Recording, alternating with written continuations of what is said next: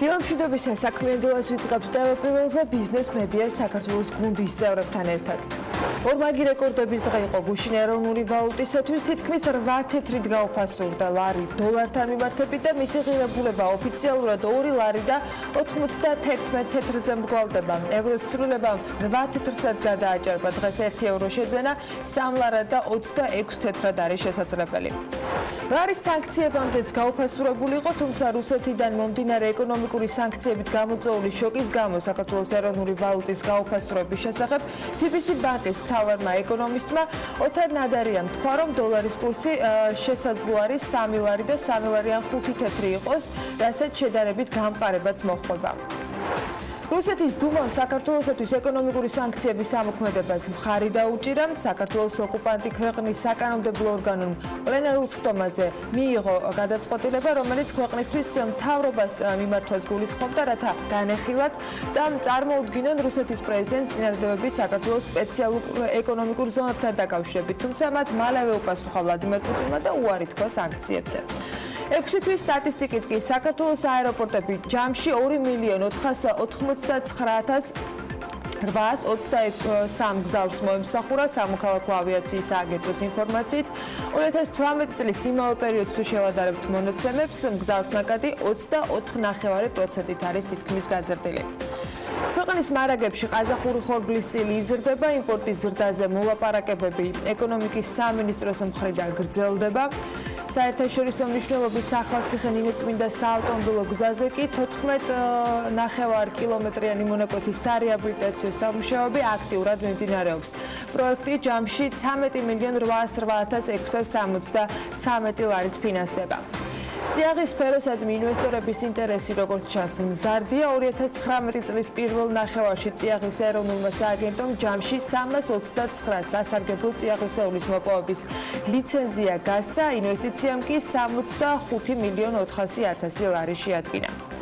კონკურენციის სააგენტომ საინვესტიციო ჰოლდინგ საქართველოს კაპიტალს ამბოლის ბრენდის მფლობელ მოტორსტარის და ასევე ბრიტანულ-ქართული აკადემიისა და თბილისის ბრიტანული საერთაშორისო სკოლის შესყიდვის უფლება მისცა. ტურიზმისა და სასტუმროების შორის მცირე და საშუალო განთავსების ობიექტების მიმოხილვა, ფასების დინამიკა, კონკურენცია, ტურისტული ელექტრონული პლატფორმები, ასევე სასტუმროების პოზიციონირება, კრიზისების მართვა, საბაკო პროდუქტების და დაფინანსების ხელმისაწვდომობა ეს იყო ძირითადი მიმართულებები თემებისა, რომელიც გალტენ ტაგარტმა თბილისის მერიასთან პარტნიორობით და ტურიზმის მხარდაჭერისათვის მცირე და საშუალო განთავსების ობიექტებისათვის სემინარები გამართა. გარემოს დაცვის და სოფლის მეურნეობის სამინისტროს ინფორმაციით კი 8 ივლისის მდგომარეობით ატმის დავაშლად ამას ექსპორტი 3,426 ტონაა.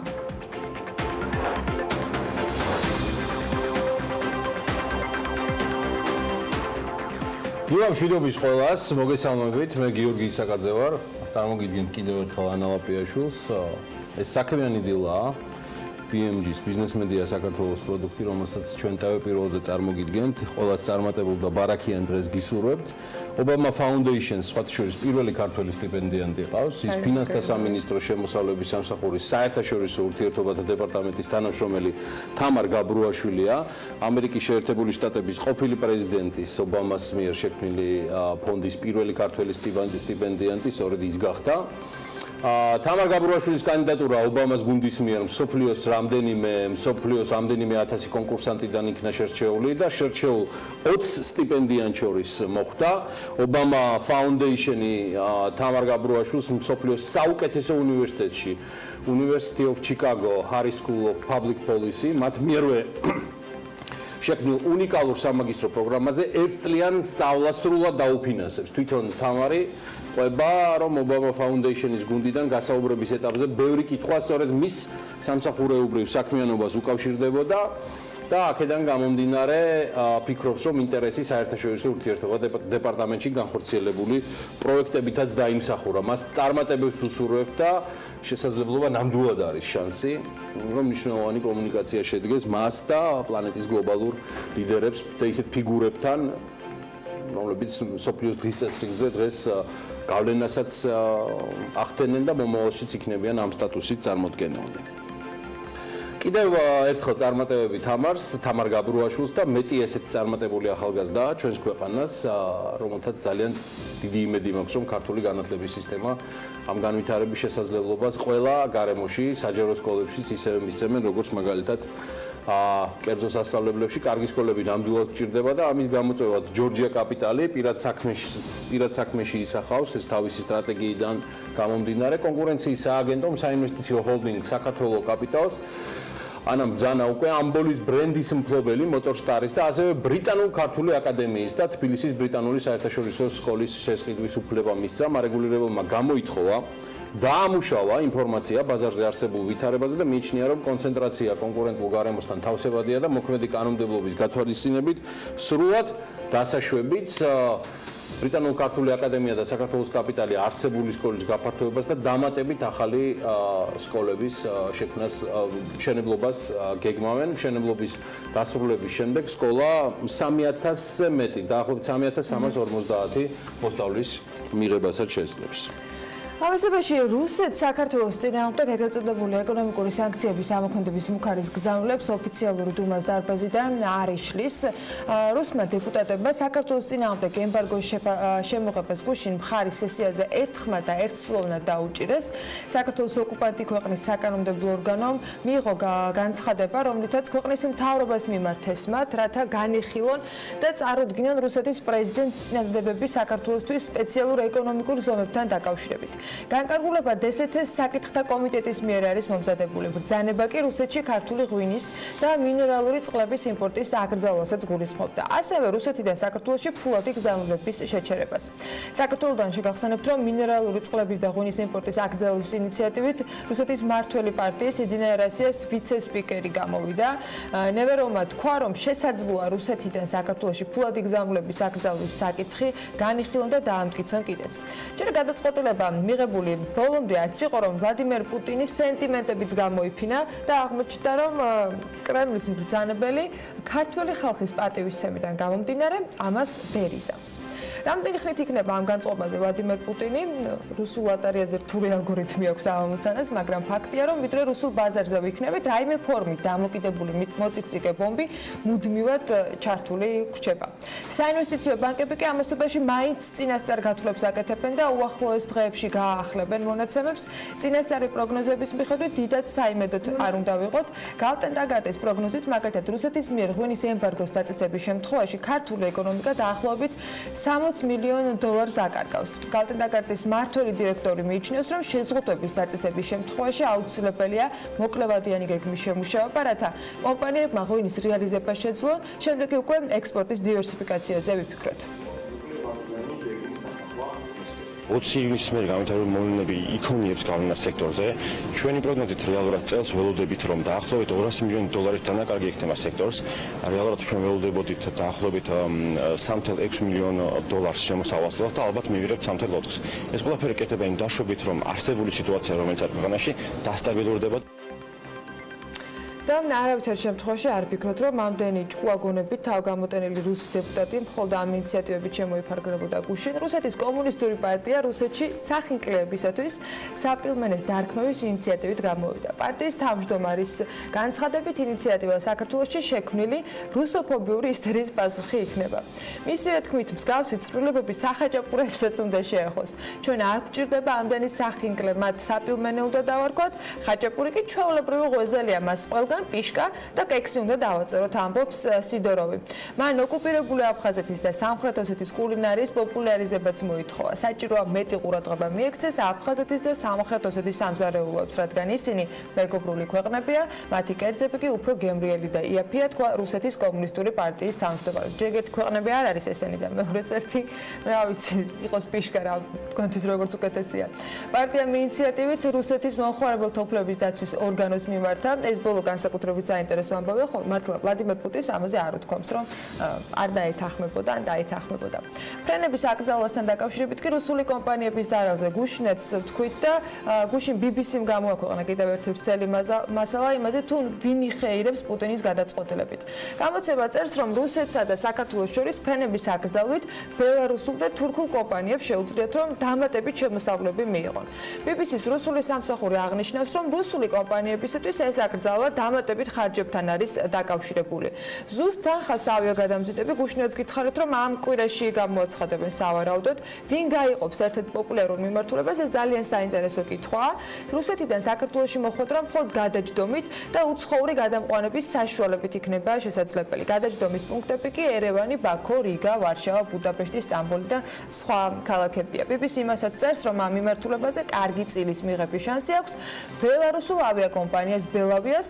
ფოტოჟურს ძალიან საინტერესო რეკლამა ჰქონდათ, მათ გადაგიყვანთ იქ, სადაც იმ ქვეყანაში, რომელიც თქვენს პრეზიდენტს არ მოსწონს, ყისიერადო, როგორც კი ამ აკრძალვასთან დაკავშირებით გახდა ცნობილი. თურქული ავიაკომპანია ატლას გლობალი კი მომხმარებლებს მოსკოვი-თბილისის ავიარეის სტამბოლის გავლით შესთავაზებს. კიდევ ერთი პრეტენდენტი ამ ბაზარზე Turkish Airlines-ია. ფოტოშურს უკვე გადაწყვეტილია, რომ ატლას გლობალი, რომელიც საქართველოს მიმართულებით რეგულარული რეისების შესრულებას ჯერ კიდევ გასული აპრილიდან ამ დრომდე აპაუზებდა, აპრილში შეწყვიტა შარშან, თბილისის მიმართულებით ფრენებს უკვე ამ წლის 16 ივლისიდან გაახლებს. რუსული გაზეთი კომერსანტი ასევე იუწყება, რომ ორ ქვეყანას შორის ფრენების აკრძალვის გამო ნაყიდი ბილეთი 155,000 მგზავრისათვის გამოუყენებელი რჩება. ამ თანხის დასაბრუნებლად კი ავიაგადამზიდებს 2,3 დაახლოებით 3 მილიარდი რუბლის გადახდა მოუწევთ და ამასთან დაკავშირებით კრიზის მენეჯმენტი ორივე ქართულ ავიაკომპანიაში და რუსულ ავიაკომპანიებშიც აქტიურად მუშაობს. მუქარები ჭtildeოელი და საფრთხეები ჭtildeოელი მეზობლისგან გრძელდება. ცხადია ამ ყველაფერმა ასახვა ეროვნულ ვალუტაზე ჰპოვა, რომელმაც მორიგი ფსიქოლოგიური, მათ შორის მენტალური ზურების დალაშქრა. 2.91 ეს იყო $1 ფასი გუშინ, 2 ლარი და 91 თეთრი. ლარმა გუშინ დოლართან პოზიციები თითქმის 8 პუნქტით დათმო. ეს ყველაფერი ცხადია მოსალოდნელი იყო იმ ემოციების და პანიკური ვითარების ფონზე, რომელიც რეალურად განსაკუთრებით ბოლო 2 დღეა შეიქმნა. ჩვენ დღეს შედარებით დასტაბილურებას უნდა ველოდოთ არსებული ვითარებისა, გულისხმობ ცხადია ეროვნულ ვალუტასთან დაკავშირებით, არასდროს პანიკა არ ყოფილა ეროვნული ვალუტის საბოლოო კურსის განსაზღვრელი, იგი შეიძლება რამდენიმე დღე, 3-4 დღე გაგრძელდეს და შემდგომ აუცილებლად უბრუნდება იმ თავის ნიშნულს, მაგრამ ეს თავისი ნიშნული ასევე სხვადასხვა ფაქტორებიდან არის გამოწვეული, ამაზე მოგვიანებით. ეკონომიკური გამოწვევების პარალელურად ქართული ეკონომიკისთვის საკმაოდ საინტერესო და მნიშვნელოვანი მოთამაშეები კი დიდი ალბათობით პოლიტიკისკენ მიიწევენ, რომ არა ვლადიმერ პუტინის გუშინდელი განცხადება, ალბათ ეს თემა ვერაფრით ვერ გადაიფარებოდა. შედარებით მოკლე სტატუსებით სოციალურ ქსელში გაერთიანებისკენ მოწოდების შემდეგ მამუკა ხაზარაძემ TBC-ის დამფუძნებელმა გუშინ საზოგადოებას უკვე სრულიად ახალი გაერთიანება დაუანონსა. ამ თემამ ვერ ჰპოვა, როგორც თქვი გუშინ, სათანადო გავრცობა, ამისთვის დრო არის. გამომდინარე იქიდან, რომ ხაზარაძე გეგმავს ამ თემასთან დაკავშირებით გასაჯაროებას თავისი გეგმებისა პარტნიორებთან და თანამოაზრეებთან ერთად სექტემბრის თვეში. ეს არის სწორედ ის პერიოდი, რომელიც მამუკა ხაზარაძემ დაანონსა, როგორც ამ გაერთიანების პრეზენტაცია, მანამდე იგი სავარაუდოდ იმ კონსულტაციებს გაივლის, რაც მას მისცემს მიმართებას, რომ დასაბამი მისცეს ამ ახალ გაერთიანებას, რომელიც თქვა პირდაპირ ეს არ არის ჯერ პოლიტიკური პარტია, ეს არის საზოგადოებრივი მოძრაობა, საზოგადოებრივი ორგანიზაცია, ფონდი, ან უბრალოდ საზოგადოებრივი გაერთიანება, რომელსაც პოლიტიკური სტატუსი ჯერ არ აქვს. გეგმები როგორი იქნება, ამას ნახავთ, მაგრამ ფაქტია, რომ სექტემბრამდე სრული შემადგენლობა ვინ რა ფორმით იქნება გაერთიანებული ამ გაერთიანებაში უნდა ვიხილოთ. იქამდე მამუკა ხაზარაძე საქართველოში უნდა დაბრუნდეს და ბევრი ვერსია, სხვათა შორის როგორი თქვათ, ვინ იქნებიან ამ შემადგენლობაში ამ გაერთიანებისა, მაგრამ ჯერ მოდით ვაცადოთ ოფიციალურ განცხადებას. ხო, მართლობას ადგილი ამ შემთხვევაში არ უნდა გქონდეს, რადგან ჯერ რთულია იმის თქმაც, გარდაიქმნება თუ არა ეს გაერთიანება, რომლის შემადგენლობაც ოფიციალურად უბრალოდ არ ვიცით პოლიტიკურ პარტიად, ეს ცხადია გადაჭრით არ შეიძლება ვინმე თქვას, თუმცა ფაქტია, რომ მოლოდინები მის მიმართ უკვე არსებობს. ერთგვარი შეგვიძლია ვთქვათ, რომ მოთხოვნებიც გაჩნდა პოლიტიკურ პარტიად ჩამოყალიბებისა, არც ის შორეული პოლიტიკური წარსულის გათვალისწინებით ძალიან დიდ იმედგაცრუებებთან თუ შეცდომებთანაც ისეა დაკავშირებული ეს მოლოდინები, როგორც სურვილთან, რომ პოლიტიკურ ველზე ახალი ძალა გაჩნდეს, მით უფრო რომ 2020 წლის საპარლამენტო არჩევნებისათვის წინასწარი მოლოდინით ბუნებრივ ბარიერმა ბევრნაირი პოლიტიკური პარტიისათვის და პრეზენტაციისა თუ გემოვნების მქონე ჯგუფისათვის ძალიან დიდი შანსები გააჩინა. არ ვიცი პარლამენტს უმიზნებს თუ არა საკუთარ კარიერას მამუკა ახაზარა და ცოტა რთულად წარმომიდგენია ეს. უფრო მგონია რომ არა, მაგრამ ფაქტია რომ საპარლამენტო რესპუბლიკაში საკანონმდებლო ორგანოში საკუთარი პოზიციების დამცველის ყოლის სურვილი TBC ჯგუფის დამფუძნებლამდე ზღიად ძალიან ბევრმა სხვამ გამოხატა, მათ შორის ბიზნეს სექტორიდან. რა გამოხმაურება მოჰყვა ბიზნესმენის ამ გადაწყვეტილებას? ბიზნეს სექტორი და რა თქმა უნდა ეს საქმიანი დილა ჩვენ ბიზნეს მედია საქართველოს წარმოადგენთ. ამაზე თათია ჩაფიჭაძე მოიკითხა აზრი და ახლა ის გვერდება პირდაპირ. თათია დილამშვიდობის. დილამშვიდობისა, დიახ, თუ ამ ქვეყნის მოქალაქე ხარ, თუ მისთვის გული გიძგერს, არ შეიძლება ამ ყველაფერს გვერდიდან და გულგრილად უყურო, არ შეიძლება შენი დრო, ენერგია, საქმე, ყველაზე მთავარს არ მოახმარო სამშობლოს კეთილდღეობას და მის თავისუფლებას. ეს არის ამონარიდი TBC ბანკის დამფუძნებლის მამუკა ხაზარაძის მიერ გავრცელებული განცხადებიდან, რომლის მიხედვითაც მან 2019 წლის სექტემბერში საზოგადოებრივ მოძრაობის დაფუძნება და პოლიტიკურ ასპარეზზე გამოჩენა დაანონსა. ქვეყნის ერთ-ერთი უმსხვილესი ბანკის დამფუძნებელმა სოციალურ ქსელში დაწერა, რომ 20 ივნისის ღამე ქვეყანაში იყო წყალგამყოფი, რომელზეც ქართულმა საზოგადოებამ რუსული ოკუპაციის წინააღმდეგ მტკიცე პროტესტი გამოხატა. მისი თქმით, დღეს საქართველოში არსებული ურთულესი პოლიტიკური ვითარებიდან გამომდინარე აუცილებელია არსებობდეს ახალი გამაერთიანებელი ძალა, რომლის მიზანით საზოგადოებრივი კონსოლიდაცია და ქვეყანაში დამოუკიდებლობისა და თავისუფლების შენარჩუნება იქნება. ვინ იქნებიან ხაზარაძის თანამოაზრეები და მოხდებიან თუ არა ახალ პოლიტიკურ მოძრაობაში ძველი პოლიტიკოსები, ამის შესახებ ამ დროისთვის ინფორმაცია არ ვრცელდება, თუმცა უკვე ცნობილია, რომ მოძრაობაში ხაზარაძესთან ერთად იქნება ბადრი ჯაფარიძე. როგორც გუშინ ჯაფარიძემ BMG-ს განუცხადა დეტალები ბიზნესიდან პოლიტიკაში თანამშრომლობის შესახებ, მისი საქართველოში დაბრუნების შემდეგ გახდება ცნობილი. ხაზარაძის განცხადებას უკვე მოყვა ბიზნეს წრეებში პირველი შეფასებები. ბიზნესმენი ლაშა პაპაშვილი ვარაუდობს, რომ ხაზარაძე ამ შემთხვევაში წარმატებული იქნება კითხვაზე თუ რატომ გადაწყვიტა მან საზოგადოებრივი მოძრაობის შექმნა, პაპაშვილის აზრით ეს შეიძლება უკავშირდებოდეს როგორც ბოლო დროს განვითარებულ მოვლენებს, ასევე ანაგლიის სპორტის პროექტსაც. არა, ჩემთვის არაფერი უთქვას მამუკას ამის შესახებ, მაგრამ რა ვიცი, მე მგონი დადებითი მომენტი არის, ახლა რაც მეტი ჯანსაღი ადამიანი შევა პოლიტიკაში, არაფერს უცამაში ვერ ხედავ. თავისი ახალგაზრდობის ასაკიდან სულ წარმატებულია, რასაც უყურებ ამ ადამიანს, ამხელა იმპერია შექმნა, ბიზნეს იმპერია და იმედია რომ რაღაც წარმატებული იქნება. ამ ძიმე პერიოდში ნაწილობრივ მაინც შეეხიდება პოლიტიკოსებს და თავის გამოცდილებას, თავის ცოდნას, თავის გამჭრიახობასაც დავამატებდი, მოიტანს ამ სფეროში არ იქნება ცუდი. პერსონალურად ვუჭერ მხარს და მზად ვარ ჩემი რესურსების ჩასადებად. ეს განცხადება კი საქართველოში საერთაშორისო სავაჭრო პალატის ეროვნული კომიტეტის აღმასრულებელი საბჭოს თავმჯდომარეს ფადი ასლის ეკუთვნის, რომელმაც მამუკა ხაზარაძის მიერ საზოგადოებრივი მოძრაობის შექმნის დაანონსება დადებითად შეაფასა. Pozitivურად ვაფასებ ამ გადაწყვეტილებას. მამუკა ხაზარაძე ნამდვილი ქართველი პატრიოტია. მე მის მოღვაწეობას თვალს უკვე 23 წელია ვადევნებ საქართველოში. ის გამოცდილი ბიზნესმენია, მან იცის ეკონომიკა. აქედან მე მას უგზავნი მესიჯს, რომ მე პერსონალურად ვუჭერ მხარს მას და მზად ვარ ჩემი რესურსების ჩასადებად, რომ ხელი შეუწყო მას. არ ვფიქრობ, რომ მას სურდეს ვინმემ დააფინანსოს მისი მოძრაობა, ჩვენ შეგვიძლია სხვა გზით გავაკეთოთ კონტრიბუცია. თუმცა ბევრ ადამიანს ექნებოდა დაფინანსების სურვილი, რადგანაც ჭირდება იმის ალტერნატივა, რასაც ახლა ვხედავთ. ჩვენ გვჭირდება ადამიანები, ვისაც ესმის ეკონომიკა და ბიზნესი. ხალხი, რომელიც მუშაობს ქვეყნისათვის და არა მისი ჯიბისთვის. მე არ ვაკეთებ ხოლმე პოლიტიკურ განცხადებებს, მაგრამ ძალიან დავიღალე იმით, რასაც ახლა ვხედავ ქვეყანაში. ხაზარაძის საზოგადოებრივ მოძრაობაში ყოფნას არ მოიაზრებს ბიზნესმენი თემურ ჭყონია, თუმცა ჭყონია დარწმუნებულია, რომ მისი ნაბიჯები ამ სფეროში წარმატებული და გრძელ ვადებზე გათვლილი იქნება. ხაზარაძის მოტივებზე ვერ საუბრობენ საქართველოს ბიზნეს ასოციაციაში, თუმცა აღმასრულებელი დირექტორი ლევან მეფხვაძე აცხადებს, რომ თუ კი ამ გზით ის ქვეყნის განვითარებას აპირებს, ეს მხოლოდ მისასალმებელი გადაწყვეტილებაა. ბატონი მამუკა ხაზარაძე პერსონალურად არის ჩვენი სამეთვალყურეო საბჭოს წევრი. ბუნებრივია, ნებისმიერი სამეთვალყურეო საბჭოს წევრი არის თავისუფალი საკუთარ არჩევანში და ამ შემთხვევაში თუ ის გადაწყვეტს, რომ საზოგადოებრივი მოძრაობა შექმნას, ნიშნავს, რომ მას აქვს სურვილი რაღაც პოზიტიური დადებითი წვლილი შეიტანოს ამ ქვეყნის განვითარებაში. ბუნებრივია, ახლა ნიშნავს თუ არა ეს პოლიტიკურ გადაწყვეტილებას და რას აპირებს ამაზე ნამდვილად მე ვერ გიპასუხებ და ალბათ ბატონ მამუკას თავად უნდა კითხოთ, თუმცა თუ მისი განზრახვა არის, რომ ეს ქვეყანა წინ წავიდეს და განვითარდეს და ასეთი საზოგადოებრივი მოძრაობით ხედავს, რომ ეს ქვეყანა განვითაროს, ბუნებრივია ჩვენ აბსოლუტურად მივესალმებით მის გადაწყვეტილებას.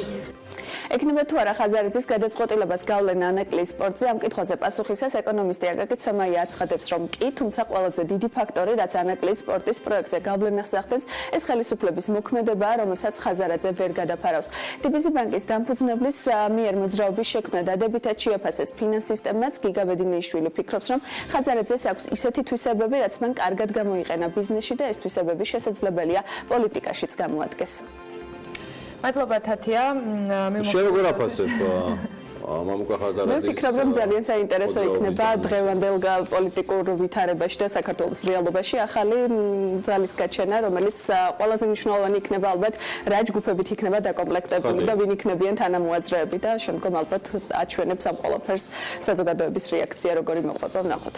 ცხადია, მადლობა თათია ჩაფეჩაძე. სხვათაშორის თათიას მიერ გაჟღერებული დამოკიდებულებას დიდი ალბათობით იზიარებს ყოველ შემთხვევაში ვისთანაც მოახერხე გუშინ კონტაქტი, კომუნიკაცია ან დაგეგმილი თუ დაუგეგმავი შეხვედრები. ქართული საზოგადოებაც ისინი ერთმნიშვნელოვნად დადებითად აფასებენ ხაზარაძის გამოჩენას აი ამ საჯარო ველში. საჯარო ველში გულისხმობ, რომ ხაზარაძე არასდროს არ აკლებდა განცხადებებს, თუმცა ის განცხადებები, რომელიც გაცდება ბიზნესის, ეკონომიკის თუ მისი პროექტების თემატიკას, აშკარად პოზიტიურია. ეს არის დადებითი მოვლენა, რადგან ეს არ უნდა ყოფილიყო და არც არის არანაირად სიურპრიზი მოქმედი პოლიტიკური მმართველობისთვის, მათ ცალსახად ჰქონდათ ამისი მოლოდინი. ეს არის კარგი მომენტი, როცა ხდება ესეთი ახალი პრეცედენტი. ეს არის პოზიტივი და იმედი, რომ პოლიტიკური სივრცე იქნება სრულიად მრავალფეროვანი და გადასყოფერებული და შანსს გაუჩენს ძალიან ბევრ აბსოლუტურად ახალ ადამიანებს, რომ გაჩნდნენ და თავისი სიტყვა თქვან პოლიტიკაში. ეს არის პოზიტივი და იმედი, მაგრამ ეს ცალსახად არ უნდა იყოს ხბოსახტაცება და ეს არ უნდა იყოს მორიგი რაღაცა ობიექტის ქცევა მამუკა ხაზარაძის სახით, რომ ხსნელი და რაღაცა მე დარწმუნებული ვარ და იმედი მაქვს, რომ ამას თავად მამუკაც არ დაუშვებს. დანარჩენი, როგორც გითხარით, დაახლოებით თვე ნახევარი ალბათ ამას ყველაფერს დასჭირდება. საზოგადოებას მოუწევს ლოდინი საიმისოდ, რომ ჩვენ რეალურად გავიგოთ რას და როგორ აპირებს გარდა იმ მიმართებებისა, რაც უკვე დააფიქსირა ხაზარაძემ თავის განცხადებაში. შენ ახალი სახეები ახსენე და მე მგონი ეს იქნება გადამწყვეტი და მნიშვნელოვანი. რა ფორმით მოხდება გაერთიანება, ეს იქნება ახალი ადამიანების გამოჩენა, ახალი იდეების და ახალი თქვა ტვინების საზოგადოებისათვის გაზიარება, თუ ეს იქნება უბრალოდ გამაერთიანებელი წერტილი არსებული პოლიტიკური სხვადასხვა იმღირებულებების ირგვლივ ძალიან მნიშვნელოვანი ღირებულებების ირგვლივ, რაზეც მამუკა თავის Facebook განცხადებაში საუბრობდა. კიდევ ერთხელ ვამბობ, მანამდეც ძალიან ბევრი საკითხი და პრობლემა გვაქვს გადასაწყვეტი. ჩვენ ეხლაც და შემდეგ ვაგრძელებთ ჩვენ საქმეს, ჩვენი ინტერესი არის ის, რასაც BMG აკეთებს, ეს არის ბიზნესისთვის და ეკონომიკისთვის მუხტ შეუხრელი შრომა თქვენთან ერთად. საიმისოდ, რომ ჩვენი ეკონომიკა საკმაოდ მძიმე შექმნილი ვითარებიდან გამომდინარე, არც მანამდე გვაკლდა გამოწვევები და ბაქიები და სრულიად უმისამართო დამოკიდებულება ეკონომიკის მიმართ, ეხლა გამოვიყვანოთ ძალიან რთული ვითარებიდან და არ გადავაყოლოთ რაღაცა გარკვეულ არასწორ გზავნილებს ქვეყანა და მისი მდგრადი ეკონომიკური განვითარება. ამისთვის ძალიან ბევრი შრომა დაგჭირდება და BMG ამას გააგრძელებს დღესაც 1 წლის მერეც და 2 წლის მერეც. ამას არ უჩიოდით და სხვადასხვა ძალიან კარგი დასტურია ამ ყველაფრის ახალი ნომერი, რომელიც Forbes Women-მა გამოუშვა. კონფლიქტების მნიშვნელობა ორგანიზაციაში პირადი მონაცემები, განსხვავებული რაკურსები, წარმატებული და საქმიანი ისტორიები. ადამიანებთან ერთად რა თქმა უნდა, ეს არის Forbes Women-ის ახალი ნომრის სტატიების მოსაზრებებისა და ანალიზის არასრული ჩამონათვალი და აქაც განსაკუთრებული მნიშვნელობა რა თქმა უნდა და ტრადიციულად საქმიან ქალებზე კეთდება. ვის დაეთმო ამჯერად მსოფლიოს წამყვანი ბიზნეს გამოცემის ივნისის ნომერი და რას წაიკითხავს მკითხველი მარიამ ადამია გაგვაცნობს დეტალებს.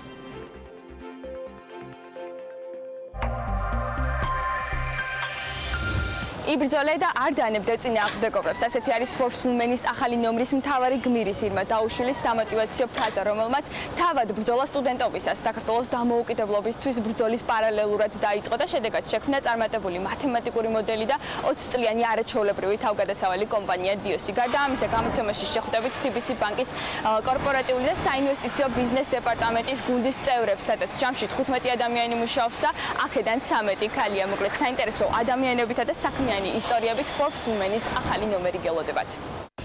Forbes Women-ში წაიკითხავთ 4 საქმიანი ქალის ისტორიას, რომლებიც TBC კაპიტალში მილიარდზე მეტი ლარის პორტფელს მართავენ. გუნდის უმთავრესი ღირებულება კი ბიზნესისთვის უმნიშვნელოვანეს ნდობაზე და ურთიერთპატივისცემაზე გადის. გოგო დღესასწაულების ბიზნესიდან. ეს თეონა გაბუნიაა, რომელიც ჰილსაიდისა და 2 წლიანი წარმატებული ისტორიის მთავარი სულისჩამდგმელია, ხოლო იდეის რეალიზება $1 მილიონი საკუთარი კაპიტალითა და საქართველოს ბანკის მხარდაჭერით დაიწყო.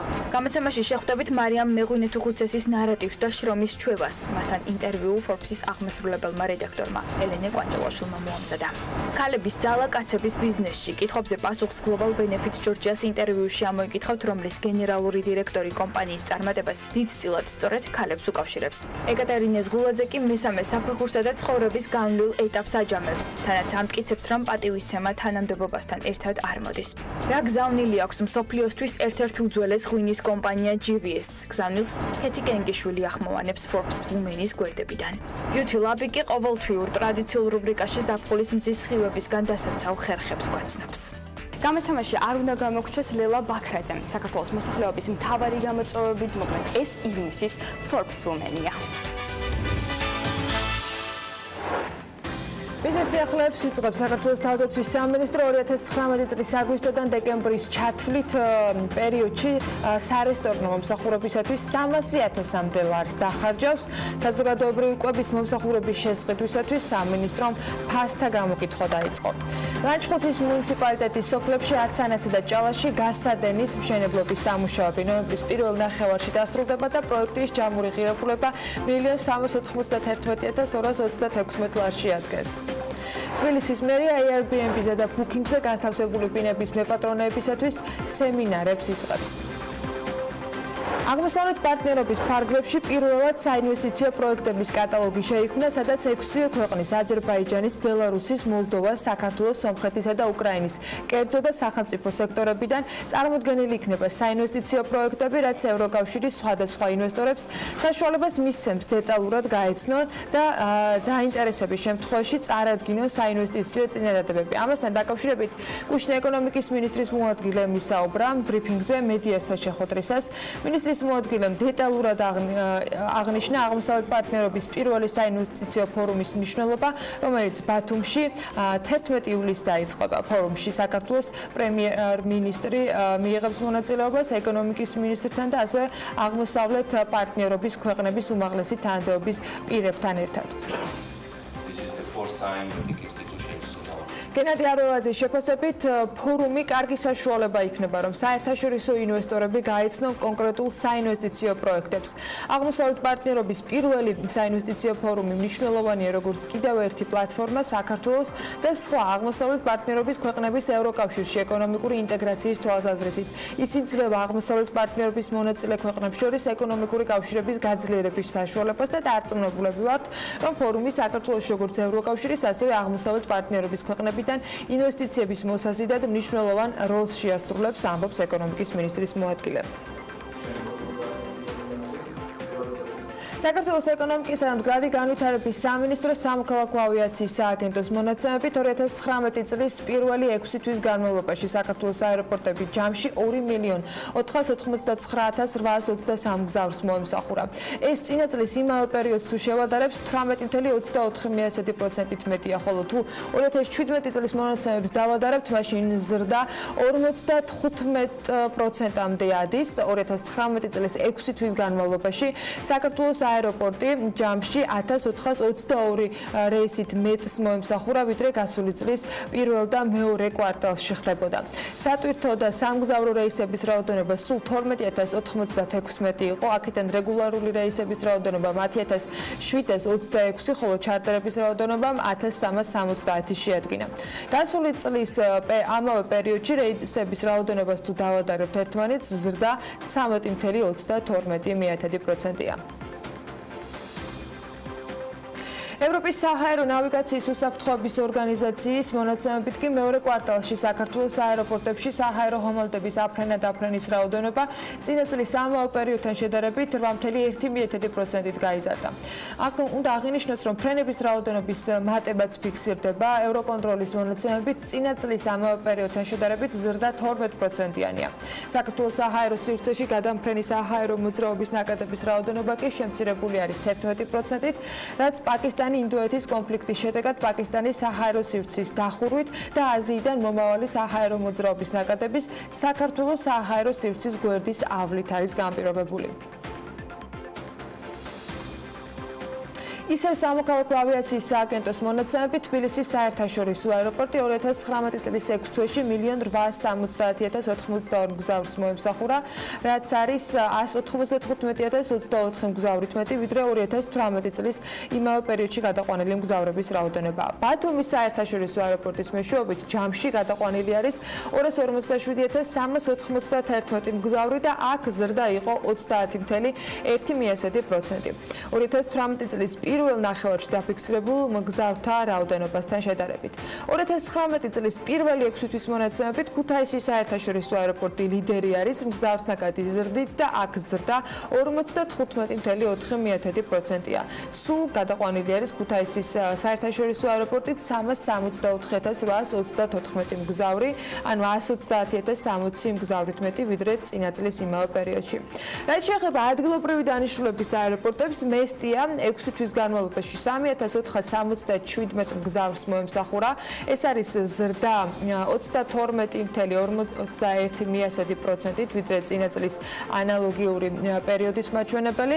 ამბროლაურის შემთხვევაში აეროპორტმა სულ 599 მგზავრი მიიღო და აქ ზრდა არის 187 მგზავრით მეტი, ანუ 45.38%-ით მეტი, ვიდრე წინა წლის იმავე პერიოდის მაჩვენებელი. წიაღის სფეროს ადმინისტრაციების ინტერესი კი სტატისტიკის მიხედვით მზარდია. 2019 წლის პირველ ნახევარში წიაღის ეროვნულმა სააგენტომ ჯამში 329 სასარგებლო წიაღისეულის მოპოვების ლიცენზია გასცა, ინვესტიციამ კი 65.400.000 ლარს მიაღწია. საბიუჯეტო შენატანები 30 მილიონი ლარის მოცულობას აჭარბებს. სამტრედიაში სოფელ ბაშის მიმდებარედ მდინარე რიონზე ქვიშახრეშის მოპოვების ორწლიანი ლიცენზია ელექტრონულ აუქციონზე გაიცემა. ეკონომიკის სამინისტრო აღნიშნავს, რომ კარიერის მდებარეობა ხელსაყრელი არის ჩქაროსრული ავტობანის მშენებლობისათვის ქვიშახრეშის გამოსაყენებლად. აუქციონის პირობების თანახმად სასარგებლო წიაღისეულის მოპოვებითი სამუშაოები უნდა ჩატარდეს თანამედროვე სტანდარტების და შესაბამისი მეთოდიკის მიხედვით მკაცრი გარემოს დაცვითი მოთხოვნების გათვალისწინებით. ლიცენზიის საწყისი ფასი კი 234.000 ლარია. საერთაშორისო მნიშვნელობის ახალციხე ნინოწმინდა საავტომობილო გზაზე 14.6 კილომეტრიანი მონაკვეთის სარეაბილიტაციო სამუშაოები გრძელდება და ამ დროისათვის საფუძვლის მოწყობის სამუშაოები და მზადება ასფალტ-ბეტონის საფარის დასაგებად მიმდინარეობს. პროექტი სახელმწიფო ბიუჯეტიდან 13.808.673 ლარით ფინანსდება. ახალციხე ნინოწმინდის გზაზე სამუშაოები 10 წელია, რაც არ არის ჩატარებული. ფოთში სანიჩბოსნო სკოლის ტერიტორიაზე ახალი სანიჩბოსნო ბაზა უნდა აშენდეს. ევროპული სტანდარტების ბაზის პროექტირებაზე ტენდერი გამოცხადდა და ფოთის მერის ინფორმაციით ამ ბაზაზე საცურაო აუზი და შესაბამისი ინფრასტრუქტურა მოეწყობა. არსებული ამორტიზებული ნაგებობები კი დემონტაჟს დაექვემდებარება.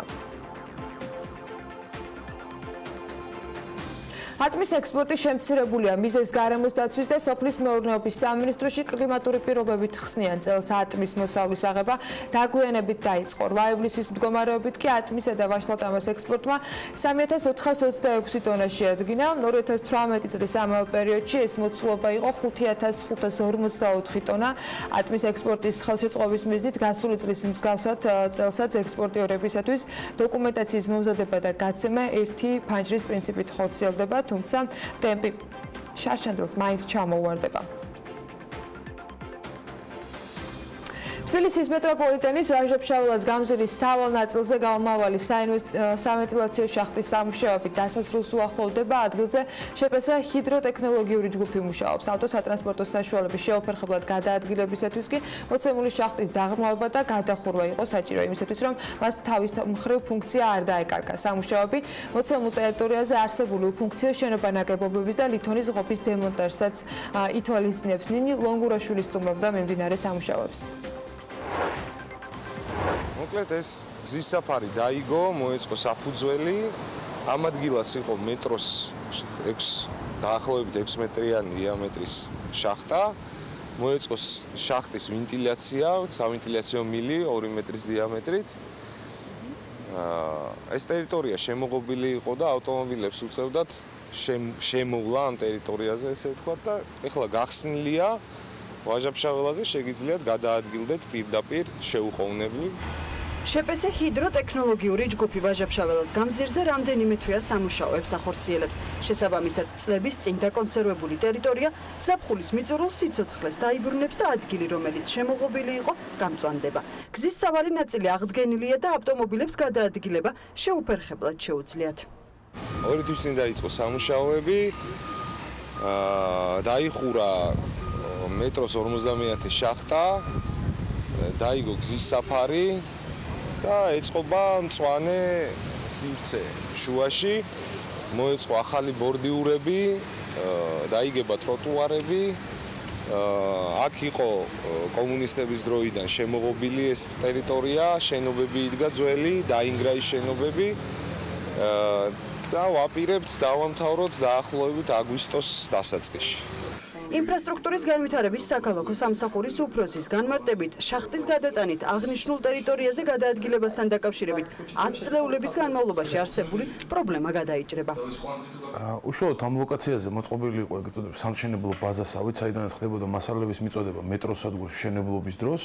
და იმ დროიდან მოყოლებული, რაც მეტროსადგურის მშენებლობა დასრულდა, ეს ტერიტორია რეალურად ესე კეთილმოუწყობელი იყო, ამახინჯებდა ქალაქის იერსახეს, ამის გარდა ზღუდავდა მნიშვნელოვნად გადაადგილების საშუალებას და ამ პროექტის ფარგლებში რაც ხდება არის ის, რომ მთლიანად გაიხსნება ორმხრივად მოძრაობა, როგორც მთლიან დანარჩენ მონაკვეთზე არის საგზაო ნაწილის და უშუალოდ ამ შეღობის ადგილას მოეწყობა გამწვანების ზოლი.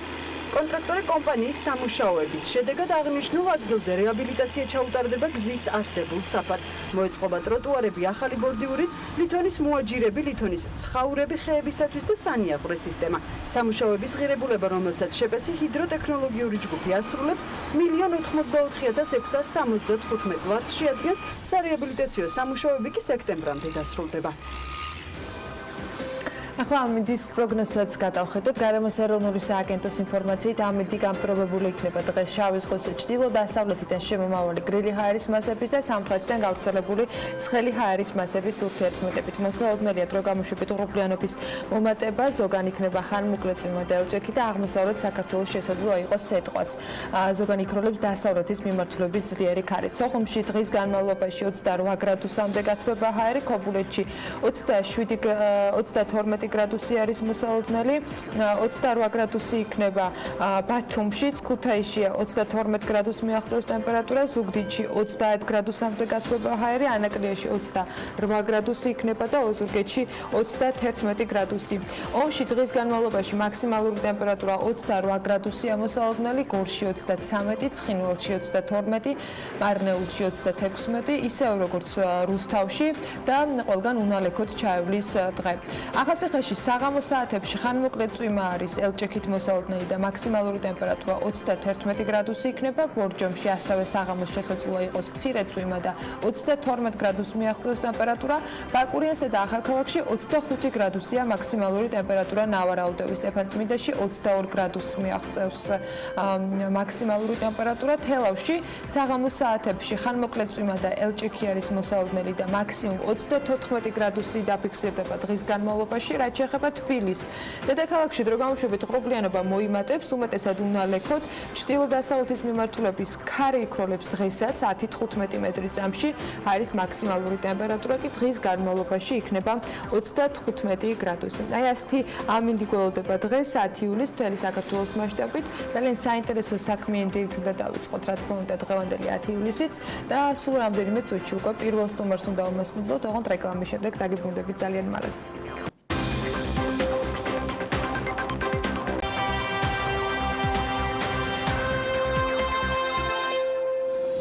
ხოლოს მომავალში მცხეთას გენერალური გეგმა უნდა კონდეს. ამისთვის საქართველოს რეგიონული განვითარებისა და ინფრასტრუქტურის სამინისტროს მუნიციპალური განვითარების ფონდმა რამდენიმე თვის წინ კონკურსი გამოაცხადა, რომელშიც ამხანაგობა აქოლისმა გაიმარჯვა. საკონკურსო მოთხოვნები კი ქართული სპეციალისტებისა და იუნესკოს წარმომადგენლების მონაწილეობით არის შემუშავებული. მათ მიერ დადგენილმა სტანდარტებმა და ამოცანებმა პროექტის მოცულობა, სირთულე და მის შესასრულებლად სხვადასხვა გამოცდილების კომპეტენციისა თუ სპეციფიკის სპეციალისტების ჩართვის აუცილებლობა განაპირობა. ეს მხოლოდ დასაწყისი იყო, თუმცა ტემპები დიდ სიჩქარით ვერ დაიქვეყნეს, ჯერ კონკრეტული შედეგები ამასთან დაკავშირებით გეგმის მიხედვით უნდა გაიწეროს. მოკლედ ამ თემაზე უნდა ვისაუბროთ საქმიანი დილის ეთერში. აკოლისი კი მუნიციპალური განვითარების მიერ გამოცხადებული ტენდერით გეგმის დასამუშავებლად 1.8 ლარს მიიღებს და როგორი იქნება გეგმა და რა მიზანი აქვს გეგმის შემქმნელი კომპანიის თავმჯდომარეს ამხანაგობისა აკაკი ზერეკიძეს ავგულისმობ. ამ შემთხვევაში მას მოვიზიდავთ თორეს სტუდიაში აკაკი ზერეკიძე აკოლისის თავმჯდომარე არის საქმიანი დილის სტუმარი. მოგესალმებით, დიდი მადლობა მოწვევით. დიდი გამოწვევის წინაშე ხართ, საკმაოდ მნიშვნელოვანი, იმიტომ რომ აქ გარდა იმისა, რომ რეალურად საკმაოდ შრომატევადი საქმე არის შესრულებული, ჩვენ თბილისის გეგმის სამუშაოებს ვადევნებდით თვალყურს, მნიშვნელოვანი არის ის ფაქტორები, რომელიც იგივე იუნესკოდან გამომდინარე არის გასათვალისწინებელი. ამიტომ შრომა საკმაოდ სერიოზული გიწევთ. რისგან შედგება ამხანაგობა, რა ტიპის ხალხისგან და პროფესიონალებისგან არის დაკომპლექტებული, ბატონო აკაკი? დიდი მადლობა, მოგესალმებით კიდევ ერთხელ. სწორედ პროცესის დასაწყისში ინტერვიუ ბატონ დავით ჭალაღონიასთან გქონდა ჩვენ ვიწოდით პროცესს. დიდი მადლობა ამისთვის, რომ ასე აქტიურად აშუქეთ მიმდინარე პროცესს, იმიტომ რომ ერთ-ერთი მნიშვნელოვანი კომპონენტი არის სწორედ საზოგადოების ინფორმირება და ჩართულობა პროცესში და არსებობს თანამონაწილეობითი დაგეგმვის გარეშე მსგავსი დოკუმენტების შემუშავება და შემდგომში მოგეხსენებათ საზოგადოებისთვის კეთდება ეს და ქვეყნისთვის კეთდება. სწორედ ამ გამოწვევებიდან გამომდინარე, ამხანაგობის შექმნის მიზანი სწორედ ის იყო, რომ 11 კომპანია მონაწილეობს ამხანაგობაში, 8 კომპანია ძირითადად ამხანაგობის წევრია, ხოლო დანარჩენი კომპანიები დაემატა უკვე პროცესის განმავლობაში. მაგალითისთვის მოგიყვანთ, რომ ესე იგი კომპანიებში შედის ესეთი კომპანიები New City Development, რომელიც ბაზარზე მოღვაწეობს ქალაქ გეგმარებითი მიმართულებით, კომპანია გეოგრაფიკი, რომელიც ამ პროექტში პასუხისმგებელია ისტორიულ-კულტურული მემკვიდრეობის საყრდენი გეგმის შემუშავების, როგორც არის გარემოს ზემოქმედების სტრატეგიულ შეფასებას, ჩაერთო პროცესში Colliers International-ი, იმისთვის რომ ყველაფერი ის, რასაც ქალაქ გეგმარებლები მოვიაზრებთ ამ პროცესების სწორად ეკონომიკურად გააზრებისთვის და მსგავსი ტიპის ჩართულობა როგორც ადგილობრივი, ისე საერთაშორისო ექსპერტებით გამდიდრებულია ეს გუნდი. ჯამში 100 ადამიანზე მეტი მონაწილეობს, რომ წარმოიდგინოთ მასშტაბი უბრალოდ ჩვენი პასუხისმგებლობისა რაოდენ დიდია. ზუსტად ესეთი შემადგენლობით იყო წამდგარი აკოლისი ტენდერამდე, თუ ეს შემდგომ მოხდა მატება, ანუ გულისხმობ, ვიდრე თქვენ გაიმარჯვებდით? გეტყვით, 8 კომპანია არის აკოლისის შემადგენელი, თუმცა პროცესი გეტყვით, რომ არის მულტიდისციპლინარული, უამრავი დარგი არის. შესაბამისად, თქვენ თავიდანვე აღნიშნეთ, რომ ესე იგი რომ წარმოიდგინოთ კონტრაქტში განსაზღვრული დრო რაც გაქვთ, იმ დროში აბარებთ მასალას, თუმცა საჯარო განხილვები და ასე შემდეგ, იმდენად დიდ დროს მოითხოვს, რომ პროცესებში წარმოიშვება ესეთი საკითხები, მაგალითად Colliers International-ი მერე შემოგვერთა, თუმცა თავიდანვე ფიქრობდით, რომ ჩვენ ასე მოიცავს და დამატებით კიდევ შესაძლებელია, რომ უამრავი ექსპერტი ჩაერთოს პროცესში. გააზრებულით რომ მოყოლებული, თქვენ უკვე ზუსტად იცით, რომ უნდა გააკეთოთ ამ ტენდერიდან გამომდინარე ის დავალება შეასრულოთ, რაც თქვენ თავზე აიღეთ. დღეს რა ეტაპზე ხართ, რა ეტაპები არის გავლილი და საერთო სურათი მინდა რომ დაგონახოთ, თქვენი ხედვა როგორ წარმოგიდგენიათ მცხეთის განვითარება მთელი ამ სამუშაოების პარალელურად, რაც გამოჩნდა ამ პერიოდის განმავლობაში, იგივე თუნდაც ახალი თქვათ ადამიანების შეუმატებით, ახალი კომპანიების შეუმატებით. მოგახსენებთ ძალიან კომპლექსური თემაა, თუმცა შევეცდები რაც შეიძლება მოკლე დროში გითხრათ პასუხი დღეს პირველ ეტაპზე ვიმყოფებით რომ უახლოეს ესე იგი წინა კვირის მონაცემებით პირველი ეტაპი ჩაბარდა, მოწონებული იქნა მუნიციპალური განვითარების ფონდს ამ შემთხვევაში ინფრასტრუქტურის სამინისტროს ბაზაზე შექმნილი არის ექსპერტთა დაახლოებით 20 კაციანი შემადგენლობით სადაც შედიან დარგის ექსპერტები და ასევე სხვადასხვა სამინისტროს წარმომადგენლები, ექსპერტთა კომისია, რომელიც ამოწმებს ჩვენს ნამუშევარს. ამის გარდა თქვენ მოგეხსენებათ, რომ ჩართული ადგილობრივი მუნიციპალიტეტი და მინდა ხაზი გაუსვა, რომ ძალიან მნიშვნელოვან როლს თამაშობს, იმიტომ რომ მსგავსი აქტიურობა მე მგონი ჩვენ ამ დარგის სპეციალისტებს სხვა მუნიციპალიტეტებში არ გვინახავთ და ეს მხოლოდ პოზიტივი შეიძლება იყოს პროცესისთვის. პირველი ეტაპი მოიცავდა რომ წარმოიდგინოთ ეს არის არსებული მასალის მოგროვებას და როგორც ტექსტური, ისე გრაფიკული მასალის შეგროვებას. ეს რას ნიშნავს? ფაქტობრივად, რომ წარმოიდგინოთ პროცესში ჩართული კომპანიებიდან ერთ-ერთი აღნიშნავ ევროპელი კომპანია ჩამოვყენთ ოფეკი, რომელმაც მოახდინა მცხეთის 2700 ჰექტარის თვითმფრინავით გადაღება და 3D ფორმატით. ამის შემდეგ ამის გარდა აეროფოტო გადაღება მოახდინეთ. ბაზაზე შეიქმნა ტოპოგრაფიული მონაცემები 1/500-იან მასშტაბით, რაც ყველაზე ესეთი ზუსტი მასშტაბი არის. ეს არის საბაზისო მონაცემები, რომელზეც უნდა დაეყრდნოს მე ჩვენი შემდეგი განვითარება. ამის გარდა შესწავლილი იქნა ქრისტიანობამდე და ქრისტიანობის შემდეგ პერიოდი თუ რას მოიცავს. ქალაქ წარმოქმნელი ფაქტორების ანალიზი მოხდა, თუ საიდან არის საერთოდ წარმოქმნილი. კვლევაში ტურისტული მიმართულება ძალიან დიდ როლს თამაშობს. შესაბამისად, სწორედ კოლიერსის ჩართულობა განაპირობა იმან, რომ საერთაშორისო ექსპერტიც ჩამოდის დღის ვახს შეხვედრა მასთან ბრიტანელი ექსპერტი, რომელიც ჩაერთვება კოლიერსთან ერთად და განსაზღვრავს თანამედროვე ზოგადად მიმართულებებს, თუ რა არის საჭირო იმისთვის, რომ გავზარდოთ ტურისტული მიმართულება. ამ ხრივაც მოხდა არსებული მონაცემების კვლევა და ზოგადად ვიცით საბაზისოდ ფაქტობრივად რა მდგომარეობა გვაქვს ხეთა. და ამ კვლევის პირველად შედეგები უკვე გადაგზავნილი არის შესაბამისად სამინისტროში, რომელთანაც ჰქონდა თქვენ კონტრაქტი და გაქვთ უბრალოდ. მე თავიდან ვახსენე, რომ ძალიან ბევრი მოთხოვნა იყო თავიდანვე წამოყენებული აქ იუნესკოს მოთხოვნები გათვალისწინებული, რა თქმა უნდა, იგივე ტურისტული ნაწილი, ქალაქ გეგმარები და ასე შემდეგ, ადგილობრივების ინტერესები, რომლებიც გაფართოებისა თუ საკუთარი უძრავი ქონების ნაწილში რაიმე ფორმით უნდა იყვნენ ასევე თანამონაწილეები. თქვენი წარმოდგენით ამ გეგმის მიხედვით როგორი უნდა იყოს მცხეთა? ეს ის საკითხებია, რომელზეც ეხლა ვიწყებთ მსჯელობას, ისე რომ გითხრათ უბრალოდ, რაც ვიცით ამ ეტაპისთვის და რაც გამოკვეთილია ამ ფაქტობრივ მდგომარეობიდან, რაც მცხეთას თვითონ არა ჩვენ, არამედ ჩვენმა წინაპრებმა და ზოგადად ბუნებრივმა გარემომ ფორმირება განაპირობა, შესაბამისად ამ ფაქტორებზე შემიძლია თავისუფლად გესაუბროთ. გეტყვით იმას, რომ ნამდვილად ჩაბარდა პირველი ეტაპი, შესრულდა, უამრავი შენიშვნა იყო, იმიტომ რომ ძალიან ბევრი თვალი უყურებს სტეიქჰოლდერების რაოდენობა, რომ წარმოიდგინოთ, იმდენი არის, რომ ანუ ფაქტობრივად ყველას უნდა უთანხმოთ, თან პირდაპირ კანონი გაძლევთ იმის ვალდებულებას, რომ ყველასგან თანხმობა უნდა მოვიტანოთ. ამიტომ ნდობის მომენტია, სწორედ ეს ნდობა კიდევ განაპირობებდა და ვახსენე ადგილობრივი მუნიციპალიტეტ, მათთან აქტიური მუშაობა მიდის. მე იმედი მაქვს, რომ აზრები, ასე ვთქვათ, დაემთხვევა და სხვანაირად არ შეიძლება, იმიტომ რომ როცა სიმართლეს ემსახურები და შესაბამისად აქ ანხორციელებ ქვეყნისთვის უმნიშვნელოვანეს პროექტს, ყველა ის ადამიანი, ვინც ამ ქვეყნის შვილია, ყველა უნდა დაეთანხმოს და განვითარების სწორ სტრატეგიაზე უნდა ორიენტირდეთ. აქედან გამომდინარე, ერთ მნიშვნელოვან საკითხს შევეხები, რა გვაინტერესებს ჩვენ, იმიტომ რომ მცხეთა არ არის მხოლოდ ბევრჯერ მოგვისმენია ეს მცხეთელების ან თბილისელების, ეს არის მთლიანი ქვეყნის მასშტაბით და სწორედ აგლომერაციული მნიშვნელობიდან დავიწყებ, რომ წარმოიდგინოთ დაახლოებით მცხეთაში სივრცე 150 გექტრამდე იქნება, ეს არის რეკრეაციული სივრცე, ეს არის აგლომერაციული მნიშვნელობის რეკრეაციული სივრცე, ეს არის როგორც პასიური დასვენება, ისე აქტიური დასვენებას გულისხმობს. ეს ჯამური სივრცეა, ხო? ჯამური სივრცეა. ეს ერთი დათვლით უბრალოდ პირველადი მონაცემებით, ეს ტერიტორიები ეხება როგორც ყოფილია თეატრონის ნაარაგვის ეძახით ტერიტორიას, ისე აქეთ სატანკო ბაზა იყო ადრე და ის ტერიტორიები მდებარეობს მცხეთისა და ესე იგი ჯვარსა და სვეტიცხოვლის შორის მოქცეული სივრცეებია, რომლებიც უნდა ერთმანეთთან, რომელთა კავშირიც უნდა განხორციელდეს და ამ კავშირის შესაბამისად წარმოვიდგინოთ, რომ აგლომერაციულ მნიშვნელობას როცა ვსაუბრობთ, ეს არის თბილისის, პირობითად რუსთავის, გარდაბანის, მცხეთის და მთლიანად ესე იგი მთელი ქვეყნის. აქ მოეწყობა საერთაშორისო, სხვათა შორის მცხეთის მუნიციპალიტეტიდან იყო ინიციირება, რომ ყოფილიყო ესე იგი ეროვნული ცენტრი, პირობითად ვთქვათ, ქართული მეღვინეობის, ამბანის, ფოლკლორის და ასე შემდეგ.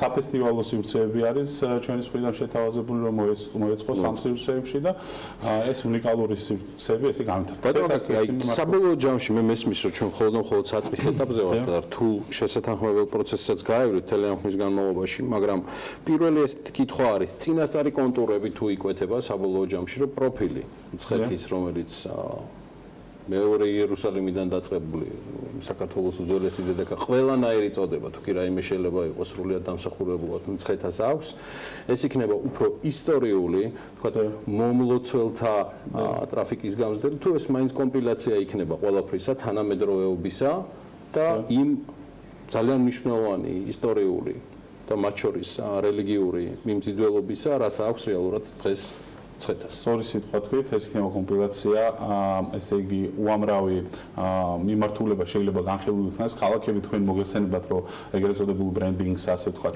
სპეციალურად შეიმუშავებენ ხოლმე, რომ მოიზიდონ ტურისტები. ჩვენ კიდევ აქვს სიტუაცია, როცა ჩვენ არ გვჭირდება ახალის მოგონება, უბრალოდ ხაზგასმით მინდა ვთქვა, რომ ერთი იმისა, რომ კორნელი გეგელიძე მე-20 საუკუნის დასაწყისში წერდა ახალი იერუსალიმთან დაკავშირებით და ზოგადად ეს რომ ტოპონიმიკით ცნობილია და ასე იგებოდა მსოფლიოში ახალი იერუსალიმი, მე მგონი 200-ზე მეტი ადგილი არსებობს. ჩვენ ესეთი მტკიცებულება დღესაც გვჭირდება, რატომღაც, იმიტომ რომ საზოგადოებას მაინც ჭირდება ინფორმირებულება, რომ მსგავსად იერუსალიმისა ტოპონიმიკით არის ნაშენი სივრცე და ამას ადასტურებს სულ ეხლა ხანს მიმდინარე თვეში იუნესკოს სესია 53 სესია ჩატარდა ბაქოში, სადაც განხილული იყო 2 თვის წინ სწორედ აქ იყო საერთაშორისო ექსპერტთა შეხვედრა. წარმოიდგინეთ, რომ იუნესკოს იკომოსის იკრომის ყველა ეს ესე ვთქვათ ზედა ესე იგი ის საზოგადოება, რომელიც წვეთს მსგავს საკითხებს, იყო თბილისში შეკრებილი. თბილისში მსჯელობა იყო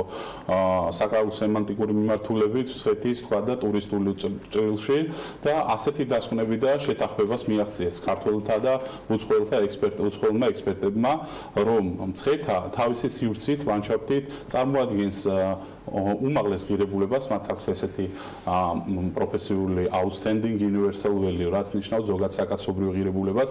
ეს არ არის ქართველის, ჩემი მაგალითად, მხოლოდ ეს არის ოფიციალური ჩანაწერია. უკვე დაიწყება ამაზე სერიოზულად, ალბათ, იმიტომ რომ ეს განთავსდა მსოფლიო კულტურული მემკვიდრეობის იუნესკოს ოფიციალურ ვებგვერდზე და ეს იქნება ალბათ ერთ-ერთი საწყისი თემა, რომელიცაც ჩვენ გამოვიყენებთ, მაგრამ გამოვიყენებთ იმისთვის, რომ ტურიზმის მიმართულებით თუნდაც მოვახდინოთ გააქტიურობა პილიგრიმული ტურიზმის, რომელიც ძალიან მნიშვნელოვან დარგს წარმოადგენს. უბრალოდ მინდა დავასრულო ის, რომ ესე იგი წარმოადგენს უმაღლეს ღირებულებას, რომელიც თავისთავად მოიცავს ახალი იერუსალიმის ყველა ელემენტს. აი ესეთი გადაწყვეტილება ერთ-ერთ ჩანაწერს ახლა ჩემი სიტყვით მიგიყვებით, თუმცა იქ უნდა ნახოთ თქვენ რაზე იყო საუბარი. ხშირად ადამიანებს კიდევ ერთხელ მინდა გამომარტო, რომ ასეთი რაღაცების ზოგს ეშინია, ზოგს ასე შემდეგ, მაგრამ ეს არის სწორედ დასაწყისში აღნიშნე ბრენდინგის ნაწილი, რომელსაც ძალიან კარგად უნდა გამოყენება, რა თქმა უნდა, ფაქტობრივი მდგომარეობით ვიცით, რომ ეს არის წმინდა დედაქალაქი, ეს არის ისტორიული კულტურული მემკვიდრეობის ცენტრი, ქართველების საგანძური და აქედან გამომდინარე, ჩვენ ეს მსოფლიო ასპარეზზე უნდა გავიტანოთ და უნდა ვნახოთ, რომ ტოპონიმიკით პირობითად ჯვარი, გოლგოთა, ბეთლემი, გეცამანის ბაღი, ასე შემდეგ ეს სივრცეები არსებობს ფაქტობრივად და აქ მოეწყობა ტურისტული მარშრუტები, რომელზეც ადამიანები ჩამოვლენ და არა ეს როგორც ჯვარზე, სვეტიცხოველზე ხდება მხოლოდ ტურისტების ნაკადების მიზიდულობა დღეს, არამედ ქალაქის ტური, რომელიც უამრავ ლოკაციას მოიცავს, ძალიან მნიშვნელოვანს.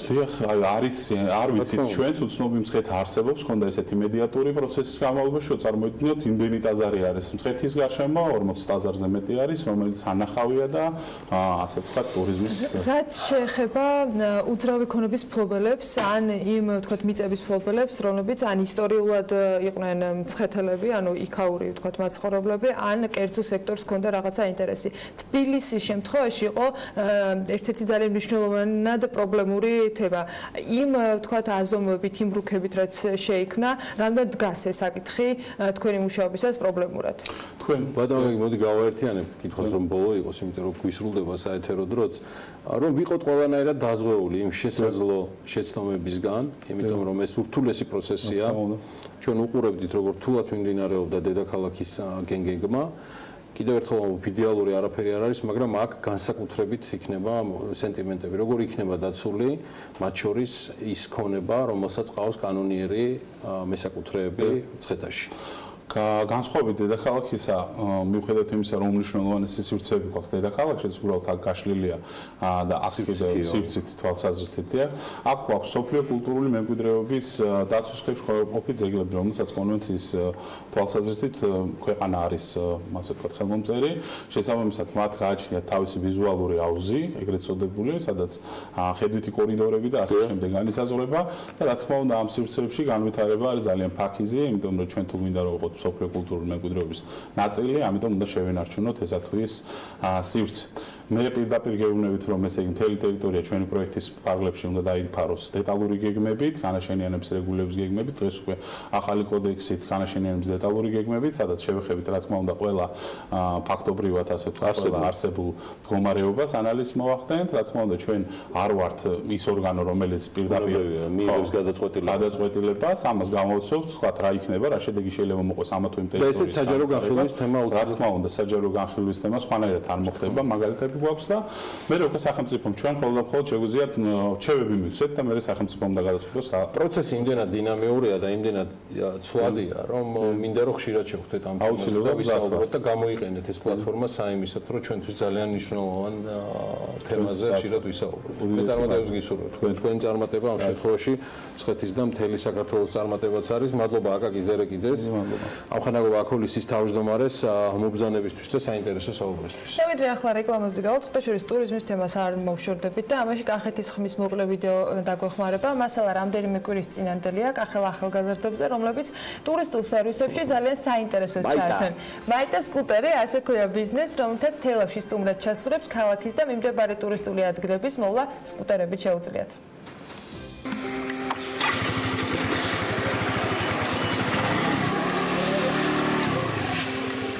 შევქმენით მაიტა სკუტერი, რომელსაც ვცდილობთ რომ გამოვითაროთ. ფიქრობთ რომ ეს არის ერთ-ერთი კარგი საშუალება რომ გადაადგილდე, ნახო, გაიცნო კახეთი, ურთიერთობაში შეხვიდე ადგილობრივებთან, რაც თავარია და შეიგრძნო კახეთი. ჩვენი პირველი უცხოელი მომხმარებელი საზღვარგარეთიდან იყვნენ ირლანდიელები, ბიჭი და გოგო, რომლებმაც იქირავეს დაბალკუბატურიანი სკუტერი და წავიდნენ სიღნაღში. სკუტერების მომსახურება არის ჯერჯერობით პირველი კახეთის მასშტაბით და ეს სერვისი გვდის ჩვენს პირველებს და საინტერესოს 1 საათით გაქირავებით იქნება 15 ლარი, 1 დღის განმავლობაში 9 საათამდე არის 50 ლარი და არის კიდევ 24 საათი, რომელიც მთელი დღე და ღამე მიყავს. და არის 70 ლარი. იდეაზე სიმართლე ბევრი არ გვიფიქრია. იქნება გამოდრო რომ ჩვენთან გადაცება ქონდა ასეთი, ასე ვთქვათ, ხობს ვერ დავარქვე, ანუ რაღაც ჩვენი ცხოვრების ნაწილი არის. აღმოვაჩინოთ ახალი სანახაობები და ამ ყველაფერში საკმაოდ შეგვიწყო ხელი მოპედმა, სკუტერმა, იმიტომ რომ არის სახალისო გადაადგილება. ამ ეტაპისთვის ყავს 5 სკუტერი. 5 სკუტერიდან 2 სჭირდება მართვის მოწმობა. შესაბამისად, განკუთვნილი არის გრძელ მანძილებზე გადასაადგილებლად. 3 არის ისეთი სკუტერი, რომელსაც არ სჭირდება მართვის მოწმობა. შესაბამისად, 18 წლის ზევით შეუძლია ნებისმიერ ადამიანს ისარგებლოთ. რა თქმა უნდა, გარკვეული გამოცდილება ამასთან დაკავშირებით უნდა გქონდეთ. ჩვენ ვაძლევთ ჩვენს ტურისტებს, ჩვენს მომხმარებელს საშუალებას, რომ დროის ნებისმიერ მონაკვეთში შეეძლოთ გადაადგილება სხვა ტურისტულ სანახაობებში კახეთის მასშტაბით და არ იყვნენ დამოკიდებული საზოგადოებრივი ტრანსპორტის მუშაობის გრაფიკზე. სხვა შორის ბევრიერიდება რატომღაც ტაქსს, იქნა გამომდინარე, რომ ტაქსის სამუშაო გრაფიკის იდეაში შეზღუდული არის. შესაბამისად, მათ უნდათ რომ უშუალოდ თვითონ განაგონ თავიანთი მოგზაურობა, თვითონ დაგეგმონ და ამ ყველაფერში ხელს უწყობს სკუტერი. მე ინტერნეტში შევიტყვე მაიტა სკუტერის შესახებ, ძალიან დამაინტერესა, მოვედი, მაინტერესდა რა ხდებოდა, რა პირობები ჰქონდათ, საკმაოდ მისაღები და ძალიან კარგი პირობებია. გავიქირავე, გავისერინე ჩემთვის სასურველ ადგილას და მინდა გითხრათ, რომ შთამბეჭდავია ეს ყველაფერი. სამმაო გეგმები გვაქვს, არ გავჩიდებით, გვინდა რომ შევქმნათ რა პლატფორმა, ეს იქნება როგორც რუკის სახით, ასევე ვიდეო გაიდის ვიტყვი, ასევე ინტერნეტის საშუალებით აპლიკაციითაც და გვინდა რომ ამ პლატფორმაზე ავტვირთოთ და შევიტანოთ ყველა ის ადგილი, საინტერესო ადგილი, რომელებიც ჯერჯერობით არ არის ცნობილი. ციგეში ცენტრს ლორიც, ანუ ფოტონანა შეგვიძლიათ აქ წაბრძანდეთ, ასევე შეგვიძლიათ აქ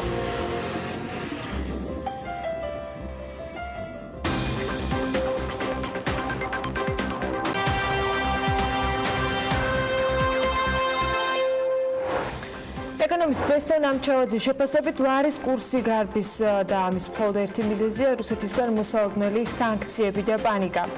11 ივლისს ბათუმში აღმოსავლეთ პარტნიორობის პირველი საინვესტიციო ფორუმი გაიმართება. ლაშა მიქავა, რომელსაც 2018-2019 წლებში ეკონომიკის მინისტრის მოადგილის პოსტი ეკავა, კი GIG-ის გენერალური დირექტორის თანამდებობაზე ინაცვლებს. რუსული სანქციების ძალაში შესვლის პარალელურად ქართული ტურიზმის სექტორის პროგნოზები და მონაცემები განახლდა. ტურიზმის ქართული ინდუსტრია წელს დაახლოებით $200 მილიონ ზარალს ნახავს, თუმცა მაინც გაიზრდება ის სავარაუდოდ 4.9%-ით. ასეთი არის გალტენ-ტაგარტის ანალიზი რუსული სანქციების ფონზე ეკონომიკური ზრდისა. მათივე პროგნოზით რუსი ტურისტების წილი მიმდინარე წელს 17.9%-მდე, 2020 წელს კი 15%-მდე შემცირდება.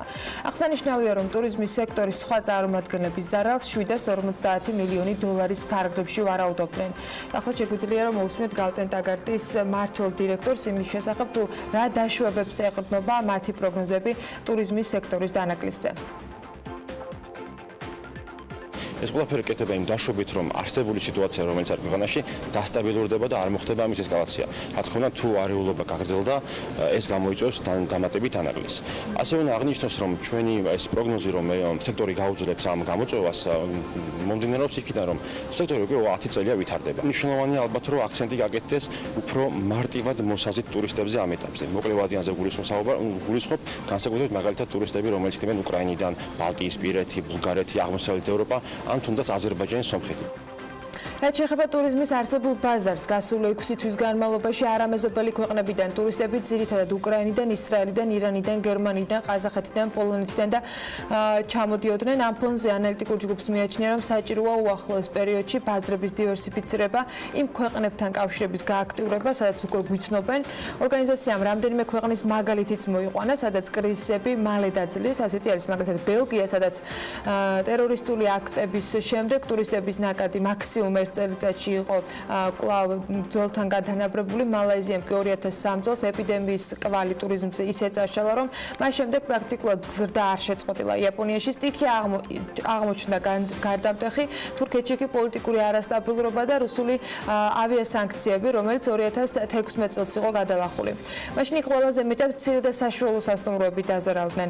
ეს თემები იყო განხილვის მთავარი საკითხები გალტენ-ტაგარტის სემინარზე. ღონისძიებას სასტუმროებისა და რესტორნების ფედერაციის დამფუძნებელი შალვა ალავერდაშვილიც ესწრებოდა, რომელმაც ბოლო მონაცემები გააგვაცნო BMG-ს სასტუმროებში ჯავშნებთან არსებული ვითარების შესახებ.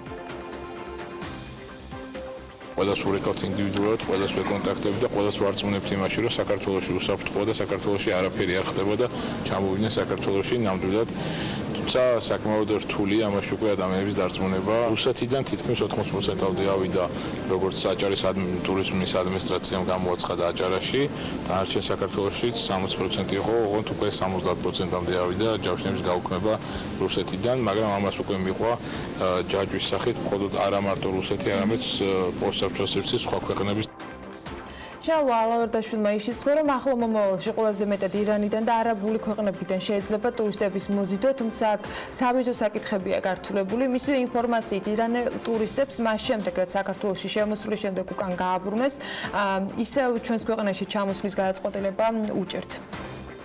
როცა ველაპარაკებით ირანელებისთვის ეს იყო დამცირება, როცა საზღვრიდან მასიურად ატრიალებდნენ 30% თვითმფრინავზე 30% უკან უშვებდნენ ხოლმე. ეს მიიღეს როგორც დამცირება და საკმაოდ რთულად ხდება ამ ხალხის უკან შემოტრიალება და როცა ადამიანებს ველაპარაკებით, ჩამოვიდნენ როგორც ტურისტები, საკმაოდ გვიჭირთ ამ ხალხთან ურთიერთობა. რაც შეეხება სასტუმროების მენეჯერების შეფასებებს, ისინი ამბობენ, რომ რუსი ტურისტების ჯავშნები გაუქმდა, თუმცა მაგალითად სასტუმრო ამბასადორში აღნიშნეს, რომ ქვეყანა მათი დატვირთვის მხოლოდ 10%-ს წარმოადგენდა.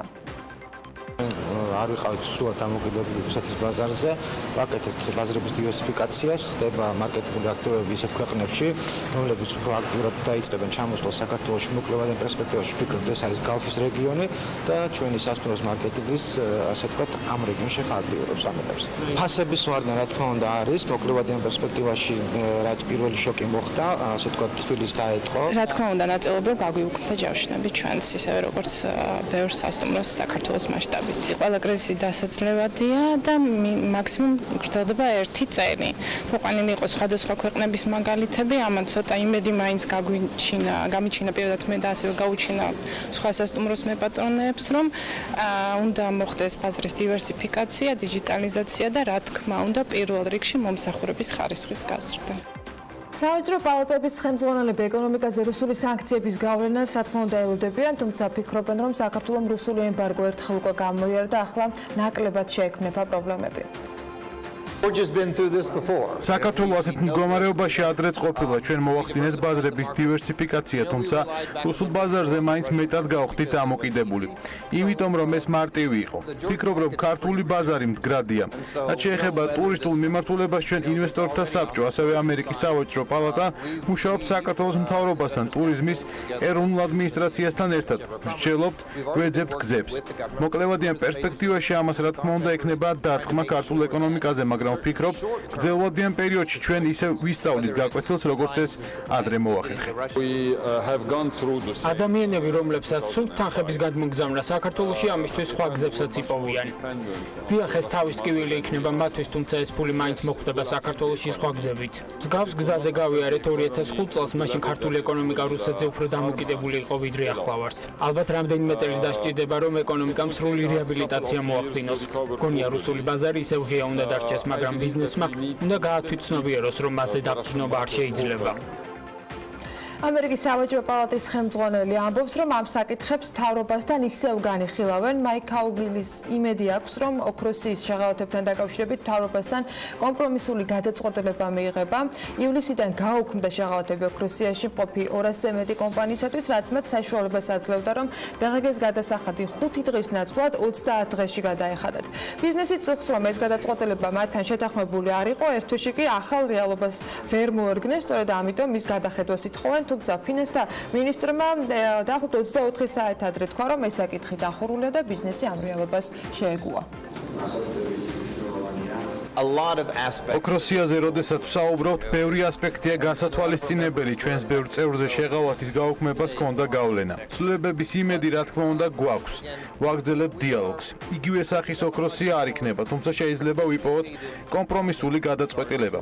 აქ ბევრი ასპექტია. ოქროსის თემა მოიცავს სხვადასხვა პროცესებს, გადახდებს, ასე რომ ვაგრძელებთ, არასოდეს იცი რა მოხდება. ბიზნესის საპენსიო სააგენტოს საინვესტიციო საბჭოს ახლა დამტკიცებულ წევრებსაც შეხვდა გუშინ გაცნობიტი ხასიათის შეხვედრაზე ბევრი კითხვა დაისვა, რომელსაც ამ რეფორმისადმი სკეპტიკურად განწყობილი ბიზნესმენებიც და საერთაშორისო სავაჭრო პალატების და ინვესტორთა საბჭოს წევრები ესწრებოდნენ. საპენსიო სააგენტოს საინვესტიციო საბჭოს წევრებს მოუწიათ კერძო სექტორის დარწმუნება, რომ საპენსიო სააგენტოში აკუმულირებული თანხების ინვესტირება სწორი მიმართულებით მოხდება. რიგ შემთხვევებში ეს გამოუვიდათ, ზოგიერთ შემთხვევებში კომენტარების მიხედვით არა. საპენსიო სააგენტოს საინვესტიციო საბჭოს წევრები საკმაოდ სერიოზული გამოცდილი ადამიანები არიან.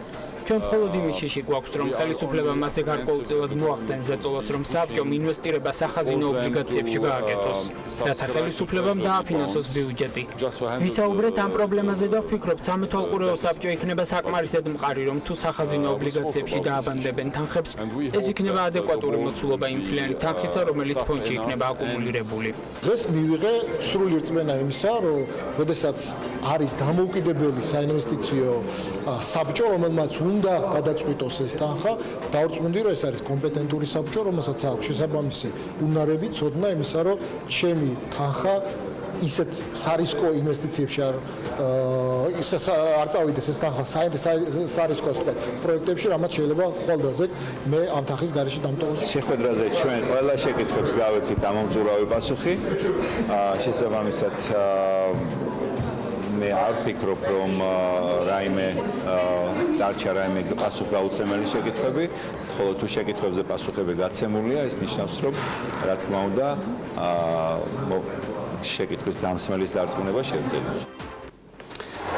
საპენსიო სააგენტოს საბჭოს საფრანგეთის ნაციონალური საპენსიო სარეზერვო ფონდის აღმასრულებელი დირექტორი უხელმძღვანელებს მისი მოადგილის თანამდებობას კი საქართველოს ეკონომიკისა და მდგრადი განვითარების მინისტრის ყოფილი უფროსი მრჩეველი დაიკავებს. ახლა საინტერესოა ეკონომიკის რომელ სექტორში მოხდება აკუმულირებული თანხების ინვესტირება.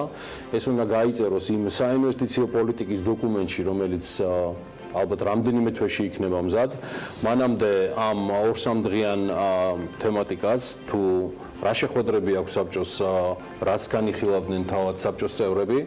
ლევან სურგულაძე გვეტყვის თავის აზრს, პირველი 5 წლის განმავლობაში რა სფეროებში შეიძლება მოიაზრებოდეს საპენსიო დანაზოგები, რომელიც არის ვთქვათ თავმოყრილი. საბჭოს თავმჯდომარემ და მოადგილემ კი ამ შემთხვევაში განაცხადეს, რომ საქართველოს მოსახლეობა მათი თანხებთან დაკავშირებული მიღებული გადაწყვეტილებებით ცალსახად ნახავენ სარგებელს.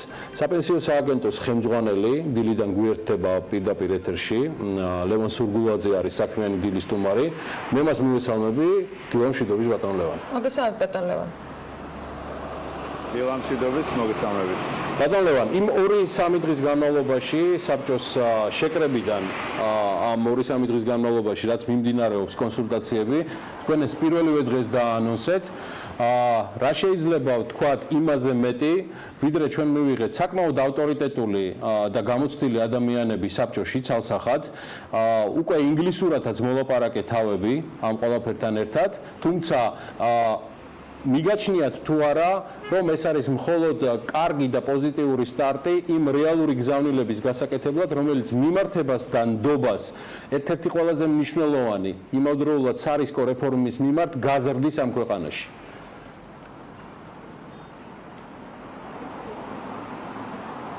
დიახ, რა თქმა უნდა, აი ეს 2 დღეა რაც აქ არიან, 2 სრული სამუშაო დღე. ამან ჩაიარა ძალიან საქმიან და კონსტრუქციულ ვითარებაში შეხვედრებმა. საინვესტიციო საბჭომ განიხილა ბევრი საკითხები, პირველ რიგში რა თქმა უნდა ეს იყო თავმჯდომარის არჩევა, ხოლო ამის შემდგომ ჩვენ ვისაუბრეთ უკვე საინვესტიციო პოლიტიკის დოკუმენტის მონახაზზე. რა თქმა უნდა, მსჯელობა იყო იმ ინსტრუმენტებზე, რა ინსტრუმენტებში შეიძლება ეს თანხები განთავსდეს, ან არ შეიძლება რომ განთავსდეს, ასევე საქართველოში არსებული კაპიტალის ბაზრის მდგომარეობაზე და იქ არსებულ ვთქვათ ინსტრუმენტებზე და იმაზე, რომ თვითონ საპენსიო ფონდის შექმნა და ის გრძელვადიანი მოქნილი და მოქნილი ფული, საინვესტიციო ფული, როგორ შეუწყობს ხელს აი ესეთი უფრო მეტი აი ესეთი ინსტრუმენტების გამოჩენას და კაპიტალის ბაზრის განვითარებას ზოგადად და იმ სარგებელზე, რასაც ქვეყანა მიიღებს და ხალხი მიიღებს ორი მხრიდან, ასე ვთქვათ, ეს არის პირველ რიგში კაპიტალის ბაზრის განვითარება, საიდანაც უკვე ეკონომიკის ზრდა უნდა დაჩქარდეს, ახალი სამუშაო ადგილები უნდა შეიქმნას, შემოსავლები უნდა გაიზარდოს და ამავე დროს ჩვენს მოქალაქეებს საპენსიო ასაკში უნდა ჰქონდეთ. ბატონო, პრესკონფერენციაზე ითქვა, რომ შესაძლოა კაპიტალის ბაზრის განვითარებას საპენსიო რეფორმამ გაასწროს კიდეც. აი, ამასთან დაკავშირებით რა ტიპის ინფორმაციაზე დაყრდნობით შეგიძლიათ გაგვიზიაროთ ამ საბჭოს წევრების მოსაზრებები, როგორი იყო მათი, ვთქვათ, ხედვები ამასთან დაკავშირებით და რას ეფუძნება ეს პროგნოზი? დიახ, რა თქმა უნდა, გამოითქვა ასეთი მოსაზრება, ეს არის ბუნებრივი, ანუ აქ არის ლატენტური მოთხოვნა, კაპიტალის ბაზარი არ ვითარდებოდა და კომპანიები არ უშვებდნენ ასეთ ფინანსურ ინსტრუმენტებს, იმიტომ რომ არ იყო მყიდველი, არ იყო საინვესტიციო ფული. ეხლა როგორც კი გაჩნდება ასეთი ფული და ასეთი მასშტაბური საინვესტიციო კაპიტალის ბაზა პირველად საქართველოში, მაშინ კომპანიებს ექნებათ мотивация, რომ დააკმაყოფილონ ის მოთხოვნები, რაც საჭიროა და გამოუშვან ისეთი ფინანსური ინსტრუმენტები, რომლებშიც ჩვენ შევძლებთ განვათავსოთ დივერსიფიცირებული და კეთილსაიმედოობის პრინციპის სრული დაცვით განვათავსოთ ეს საპენსიო დანაზოგები და მივიღოთ ამონაგები შესაბამის ინვესტიციაზე. დიახ, ეს აბსოლუტურად სწორიც და გასაგებიც არის. ამ პასუხისთვის მადლობა. ეს მნიშვნელოვნად გასაშლელი თემა იქნება, რომლითაც ბიზნესმედია ვგონებ უნდა დაკავდეს, იმიტომ რომ ეს ბმა არის ალბათ ერთ-ერთი ყველაზე მნიშვნელოვანი, სადაც უკვე უნდა იმარჯვოს კერძო სექტორმა და იმედი მაქვს, რომ აქ მაინც სიფხიზლე და მეტი აქტიურობა კერძო სექტორს ექნება. ჩემი კითხვა არის, იყო საუბრები, თქვენ გციტირებთ ბატონ ლევან, რაც 2 წუთის წინ ბრძანეთ, რომ სად შეიძლება და სად არ შეიძლება მოხდეს ამ თანხების ინვესტირება. მე არ გთხოვთ გადაწყვეტილების რაიმე ტიპის გამჟღავნებას, ეს საწყის ეტაპზეა საინვესტიციო საბჭოსთვის, მაგრამ თუ ეს ერთგვარი წითელი ხაზები უკვე მოხაზულია, ანუ პოზიტიური და საიმედო მიმართულებები და ნეგატიური და იქ სადაც ცალსახად საბჭო, რომელიც დამოუკიდებელი უნდა იყოს თავის გადაწყვეტილებებში, ნამდვილად არ ჩადებს ამ აკუმულირებულ თანხებს. ეს თუ არის ცნობილი? რა თქმა უნდა, ჯერ ერთი რომ პირდაპირ კანონში არის დაწერილი, სად არ შეიძლება განხორციელდეს ინვესტიცია ამ ფულის და ეს არის პირდაპირ ინვესტიციები, ჩვენ ვერც ერთ კომპანიას ვერავის პირდაპირ ვერ დავაკრედიტებთ, სესხებს ვერ გავცემთ და ასევე ვერ შევალთ, ვერ განვახორციელებთ წილობრივ პირდაპირ ინვესტიციას, ანუ ვერც ერთ კომპანიაში წილში ვერ შევალთ. ეს იქნება, ეს უნდა იყოს აუცილებლად ფინანსური ინსტრუმენტი, ფასიანი ხალხი, რომელსაც გამოუშვებენ კომპანიები და ასევე დაცული უნდა იყოს აუცილებლად დივერსიფიცირების პრინციპი. არავითარ შემთხვევაში არ უნდა იყოს მაღალი კონცენტრაცია გარკვეულ სექტორზე ან გარკვეულ კომპანიაზე. ეს შეზღუდვები კანონში სდევს, თუმცა საინვესტიციო პოლიტიკაში ეს უფრო დაწვრილებით გაიწერება და ასე ვთქვათ, ალბათ დიდი ალბათობით იქ გაიწერება ის ინდუსტრიები, ის სექტორები ბიზნესის და ეკონომიკის, სადაც შეიძლება ასეთი თანხები გასაგებია. ანუ ეს ყველაფერი პროცესია, ნამდვილად არის საქართველოში. პროცესია, რა თქმა უნდა და ერთსაც დავამატებდი, მე მინდა განსაკუთრებით ხაზი გაუსვა იმას, რომ საქართველოში დღეს პრინციპში არის ამონაგების მიღების საშუალება გაცილებით მეტი, ვიდრე ეს არის დასავლურ ბაზრებზე. დასავლურ ბაზრებზე, ფინანსურ ბაზრებზე ამონაგები ინვესტიციაზე არის ძალიან დაბალი და პრინციპში პირიქით უცხოელი ინვესტორები უფრო საქართველოსკენ მოდიან, რომ აი ეს ასე ვთქვათ ამონაგები მიიღონ, მაგრამ საქართველოს უნდა დახვდეს მზად, აქ უნდა იყოს შესაბამისი ინსტრუმენტები განვითარებული და კაპიტალის ბაზარი განვითარებული და მაშინ უკვე დასავლური ინვესტიციები შემოვა და აი ამ კაპიტალის ბაზრის განვითარებას, ამ ინსტრუმენტების ბაზის განვითარებას სწორედ საპენსიო ფონდი შეუწყობს ხელს პირველ რიგში და ჩვენ დავიწყებთ თქვენ ენერგეტიკული სექტორი დაასახელებთ. ბატონო ლევან, თქვენ თქვით, რომ შესაძლოა ენერგეტიკა იყოს ერთ-ერთი მიმართულება, რომელიც ამ ინვესტიციების ნაწილში საინტერესო შეიძლება გახდეს. გარდა იმისა, რომ მიმდინარე უკვე დამტკიცებულ პროექტებსაც, თქვათ, რაღაც პრობლემები ექნებათ და ინვესტორებსაც, რომლებიც ენერგეტიკით არიან დაინტერესებულები და თქვენი მოსაზრება ნაწილობრივ მაინც გასაგები იყო ამ ბრიფინგიდან გამომდინარე, იმ შეხვედრაზე, რომელიც გაიმართა იმ ადამიანებთან, ვინც საბჭოს წევრები არიან, რა თქვათ პოზიციები მოისმინეთ და რამდენად იყო არგუმენტების გაცვლა გამოცვლა ამ რადგან იყო ღია დასახელებული ენერგეტიკა, ამიტომ გეკითხებით. ამაზე რამდენად თქვათ მყარია საბჭოს წევრთა პოზიციები ან რამდენად ერთსულოვანია? საბჭოს წევრები არ გამოურიცხავთ ნამდვილად ელექტროენერგეტიკის სექტორი, ეს არის უმნიშვნელოვანესი სექტორი, ეს არის მომგებიანი სექტორი, უბრალოდ აქ ერთი მომენტია, ჩვენ ვერანაირად ვერ შევალთ ვერც ერთ ახალ პროექტში, ვერც ერთ ახალ მშენებლობაში, აპირიქით ეს უნდა იყოს მომუშავე, ასე ვთქვათ, საწარმო, რომელსაც აქვს ჯანმრთელი შემოსავლები და შესაბამისად მათ უნდა გამოუშვან ფასიანი ქაღალდი, თუნდაც საკრედიტო, მაგალითად ობლიგაცია. ამ ობლიგაციამ უნდა მიიღოს საერთაშორისო რეიტინგი, რომელიც ძალიან მნიშვნელოვანი ანალიზის შემდგომ ხდება ამ კომპანიის და პროგნოზების და მხოლოდ ამის შემდგომ და რა რეიტინგს მიიღებს იმის მიხედვით, კანონის მიხედვით და საინვესტიციო პოლიტიკის მიხედვით ჩვენ შევძლებთ განახორციელოთ ინვესტიცია. ეს უბრალოდ ჩემი მოსაზრება იყო და არ მგონია რომ სხვა ასე ვთქვათ ვინმე გამორიცხოს ენერგეტიკის სექტორი. ენერგეტიკის სექტორი არის ერთ-ერთი საინტერესო სექტორი, მაგრამ არის სხვა სექტორებიც, რა თქმა უნდა, როგორიც არის ვთქვათ საფინანსო, როგორიც არის ვთქვათ ტელეკომუნიკაციები, როგორიც არის ვთქვათ სხვა ასევე საინტერესო სექტორები. ბოლო კითხვა ბატონ ლევან და დაგემშვიდობებით, ვიცით რომ შეხვედრაზე გეჩქარებათ.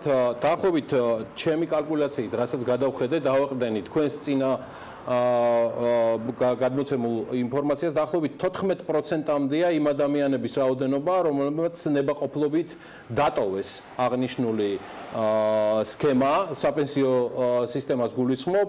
მე მაინტერესებს აპირებს თუ არა საპენსიო სააგენტო, მისი მენეჯმენტი თქვენი სახით, ახალი საინვესტიციო საბჭო იმგვარი ღონისძიებების გატარებას და მათ შორის გარკვეული ისეთი ბაზის შექმნას, რომ დააწმონოს თუნდაც ეს 14%, რომ აღარ იყოს მზარდი ეგერთი და მეორე ეს 14%-ის შემოbrunება რეალურად რამდენად იქნება შესაძლებელი, გამომდინარე იქიდან, რომ მე ჩემ პირად მოსაზრებას ვამბობ, რომ ეს ღონისძიებები, ეს საბჭო იგივე დროში მე არ მიმაჩნია რომ მოკლედ კომუნიკაცია არის მარტო ერთადერთი პრობლემა ამ რეფორმისა ანგნებავთ სააგენტოში. მგონია რომ თანმიმდევრულობა და დროში სწრაფად უფრო სხვანაირად მოხდებოდა ყველაფერი. შესაძლებელია და განიხილავთ თუ არა რომ 14% ვინც დატოვა აღარ იყოს მზარდი და მათ შესთავაზოთ მომავალში შემოbrunება უკვლავ საპენსიო სქემაში. რა თქმა უნდა, დიახ, საპენსიო სქემაში დღეს მონაცემებით პირველი ავიდა ჩვენ გავაწევრიანეთ 832,000 ადამიანი უბრალოდ გაწევრიანდა. ეს არის საკმაოდ მოლოდინის გადააჭარბა ამ რიცხვმა ნამდვილად. ეს არის პრაქტიკულად დასაქმებულების 100%, ხოლო თვით დასაქმებულები მომავალი წლიდან დაიწყებენ გაწევრიანებას და ეს არის მილიონი ადამიანი დაახლოებით. ამაზე რა თქმა უნდა მუშაობთ. აქ პირველ რიგში საბჭოც არის რა თქმა უნდა და მათ მიერ ინფორმირებულობა და მათ მიერ ასე ვთქვათ შექმნა ამ განწყობის მოსახლეობაში, ამ სანდოობის. ეს ძალიან მნიშვნელოვანი ფაქტორი იქნება იმისთვის, რომ გასვლება მოიკლოს, თუმცა უკვე მოკლებულია, საკმაოდ მოკლებულია ის ვთქვათ აჟიოტაჟი რაც იყო შექმნილი თავიდან, ის უკვე ნამდვილად აღარ არის. დაახლოებით 4-ჯერ, 5-ჯერ შემცირდა მომართვიანობა გასვლაზე.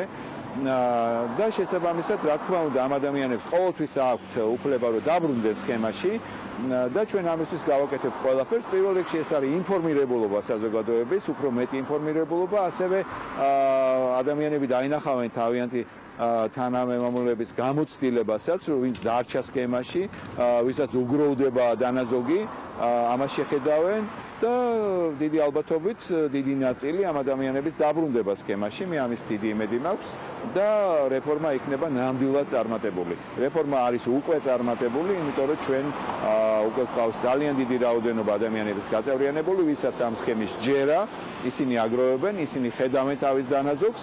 კითხვები უკვე აღარ არის, ასე ვთქვათ, ისეთი როგორ გავიდე, არა, კითხვები არის უბრალოდ რამდენი იქნება ამონაგები, სად იქნება ინვესტიციები, ეს უკვე ძალიან კონსტრუქციული და კარგი კითხვებია საზოგადოებიდან, რაც მოდის. ეს უკვე იმას ნიშნავს, რომ საზოგადოებას აინტერესებს ეს რეფორმა და შესაბამისად, არის უკვე ესეთი ხასიათის კითხვები, რაც უკვე ძალიან დადებითი ნიშანია. მე კიდევ გისურვებ ყველაფერი კარგად მიდის ამ მხრივ. კი ბატონო, მე კიდევ გისურვებ კითხვებს, ერთადერთ კითხვებს, როგორ დავბრუნდეთ ამ სქემაში და მეტი ესეთი კითხვები რომ იყოს, ეს ალბათ თვისებრივად შემოატრიალებდა მათ შორის ამ რეფორმას. წარმატებები ბატონ ლევან, წარმატებები ლევან სურგულაძე, საპენსიო სააგენტოს ხელმძღვანელი, იყო საქმიანი დილის პირდაპირ ეთერში, პირდაპირ ჩართვაზე. თბილისიდან, მაგრამ ჩვენ ვინაცვლებთ ბათუმისკენ. TBC კაპიტალმა ბათუმში უძრავი ქონების სექტორის შესახებ კვლევის პრეზენტაცია სწორედ ბათუმში გამართა. ღონისძიებას ერთად ადგილობრივი და აჭარის რეგიონი დაინტერესებული ბიზნეს წარმომადგენლები ესწრებოდნენ.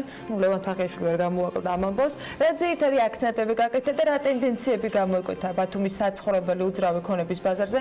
ამასთან დაკავშირებით მომზადებული სიუჟეტი ვნახოთ.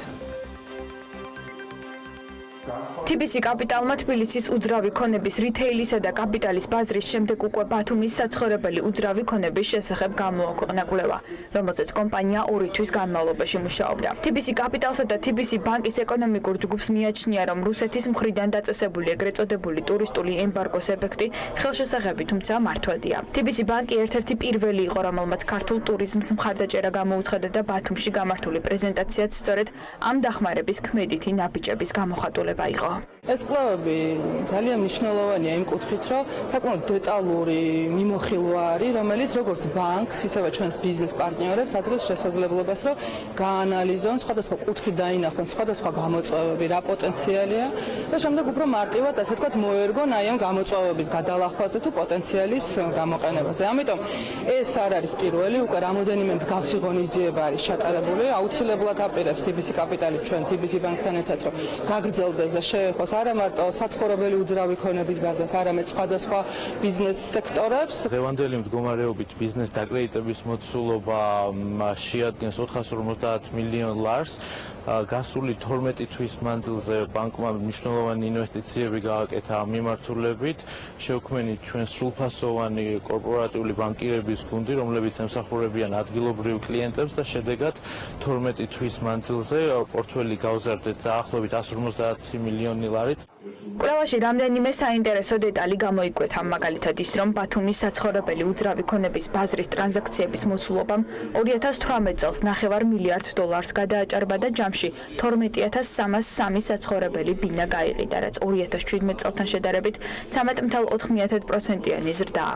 გარდა ამისა, აღმოჩნდა, რომ გაყიდული ბინების უმეტესობა პრემიუმ ან დაბალ სეგმენტს მიეკუთვნება და მხოლოდ 16%-ს წარმოადგენს საშუალო სეგმენტს. სანქციების გათვალისწინებით, როგორც არის ვთქვათ, ფრენების აკრძალვა რუსეთის მხრიდან, ჩვენ მაინც გონია ჩვენი გათვლებით ბათუმში ტურიზმის და პოზიტიურ ტრაექტორიაში დარჩება დაახლოებით 0.5%-მდე, სავარაუდოდ 4%-ს შეადგენს ტურიზმის და 2019 წელს და შემდგომ წლებში ველოდებით ამ ზრდის ტემპის აჩქარებას. 2025 წლამდე საშუალოდ 9%-იან ზრდას ვარაუდობთ წელიწადში. ეს არის გარანტია იმის, რომ ბათუმის უძრავ ქონებაზე მოთხოვნა უკუავინდებურად დიდი დარჩება მომავალში. მნიშვნელოვანია, რომ უცხოელ მყიდველთა წილი ბათუმის საბინაო ბაზარზე 2018 წელს 36% იყო და ამ მხრივ უკრაინისა და რუსეთის მოქალაქეები აქტიურობდნენ. რაც შეეხება ბათუმის ადგილობრივ მოსახლეობას, TBC კაპიტალის ინფორმაციით ის ნელი ტემპით იზრდება, თუმცა უმუშევრობამ ბოლო წლებში მკვეთრად იკლო და ბოლო წლების მინიმუმზია, რაც სამომავლოდ ახალი მუშახელის მოძიების საჭიროებას გაზრდის.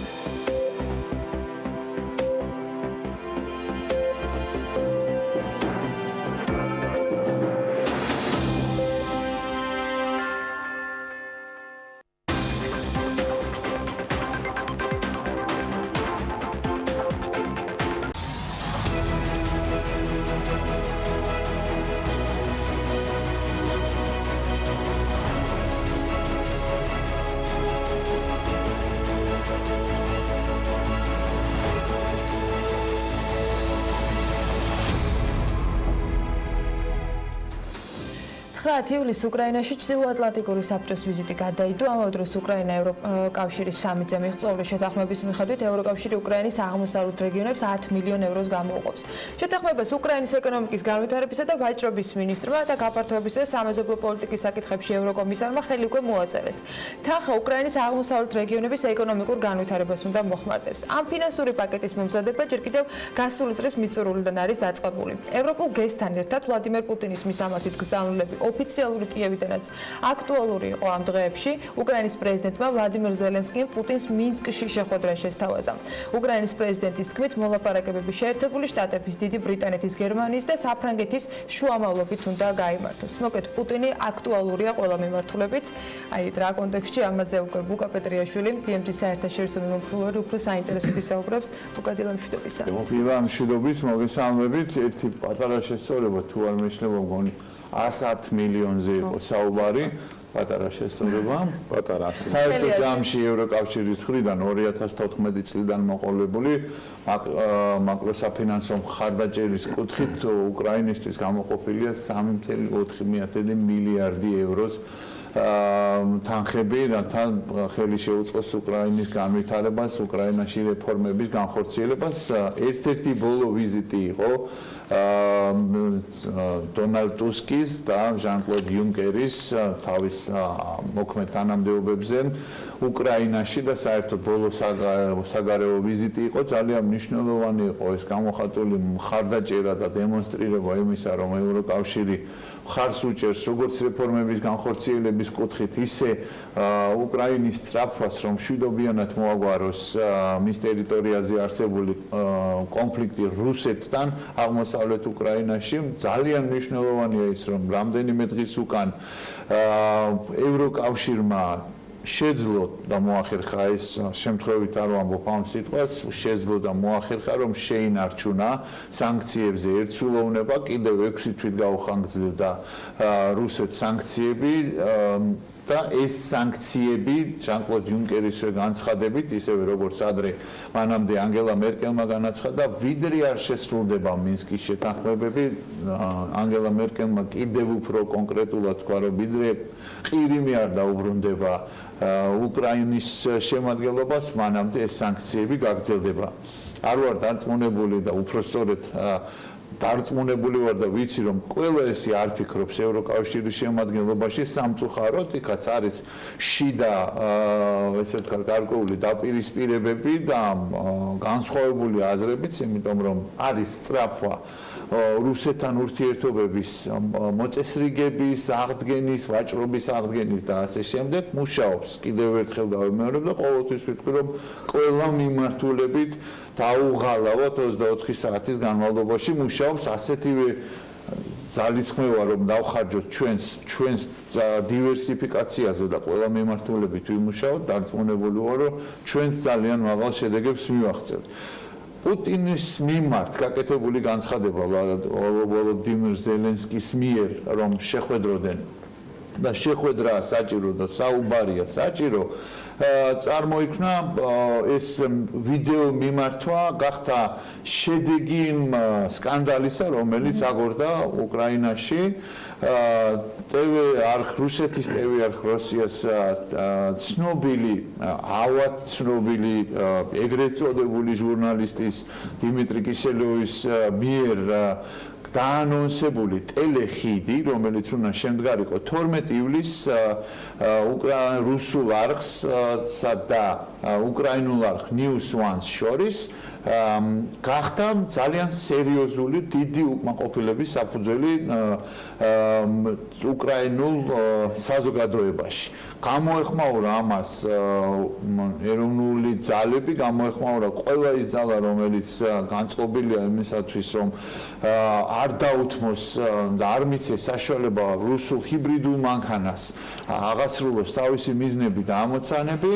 ეს ტელეარხი, უკრაინული ტელეარხი, de facto News One არის ვიქტორ მედვედჩუკის, პუტინის ასე ვთქვათ, მოყარეს და მონათესავეს ოლიგარქის საკუთრება de jure არის სხვა მფლობელი, თუმცა ყველა აღიარებს ამას, რომ ეს არხი, ასევე არხი 112 და ZIK, ასევე ეკუთვნის ვიქტორ მედვედჩუკს და წინა საარჩევნოდ განსაკუთრებით 21 ივლისს არის დაგეგმილი არჩევნები, ვადამდელი არჩევნები, მთელი ძალით მუშაობს ეს არხები, რათა სამი ძირითადი გზავნილი გახმიანდეს და ამ ვიქტორ მედვედჩუკი მუდმივად არის თავის პლატფორმიდან, ოპოზიციური პლატფორმიდან წარმოდგენილი ამ ტელეარხებზე და ქადაგებს, რომ უნდა აღდგეს რუსეთთან ურთიერთობები, უნდა უარი ითქვას ნატოს-ში გაწევრიანებაზე და სხვათა შორის მინდა ვთქვა, რომ დადებითი ტენდენცია მაინც არის შენარჩუნებული და უკვე 53% უჭერს უკრაინაში მხარს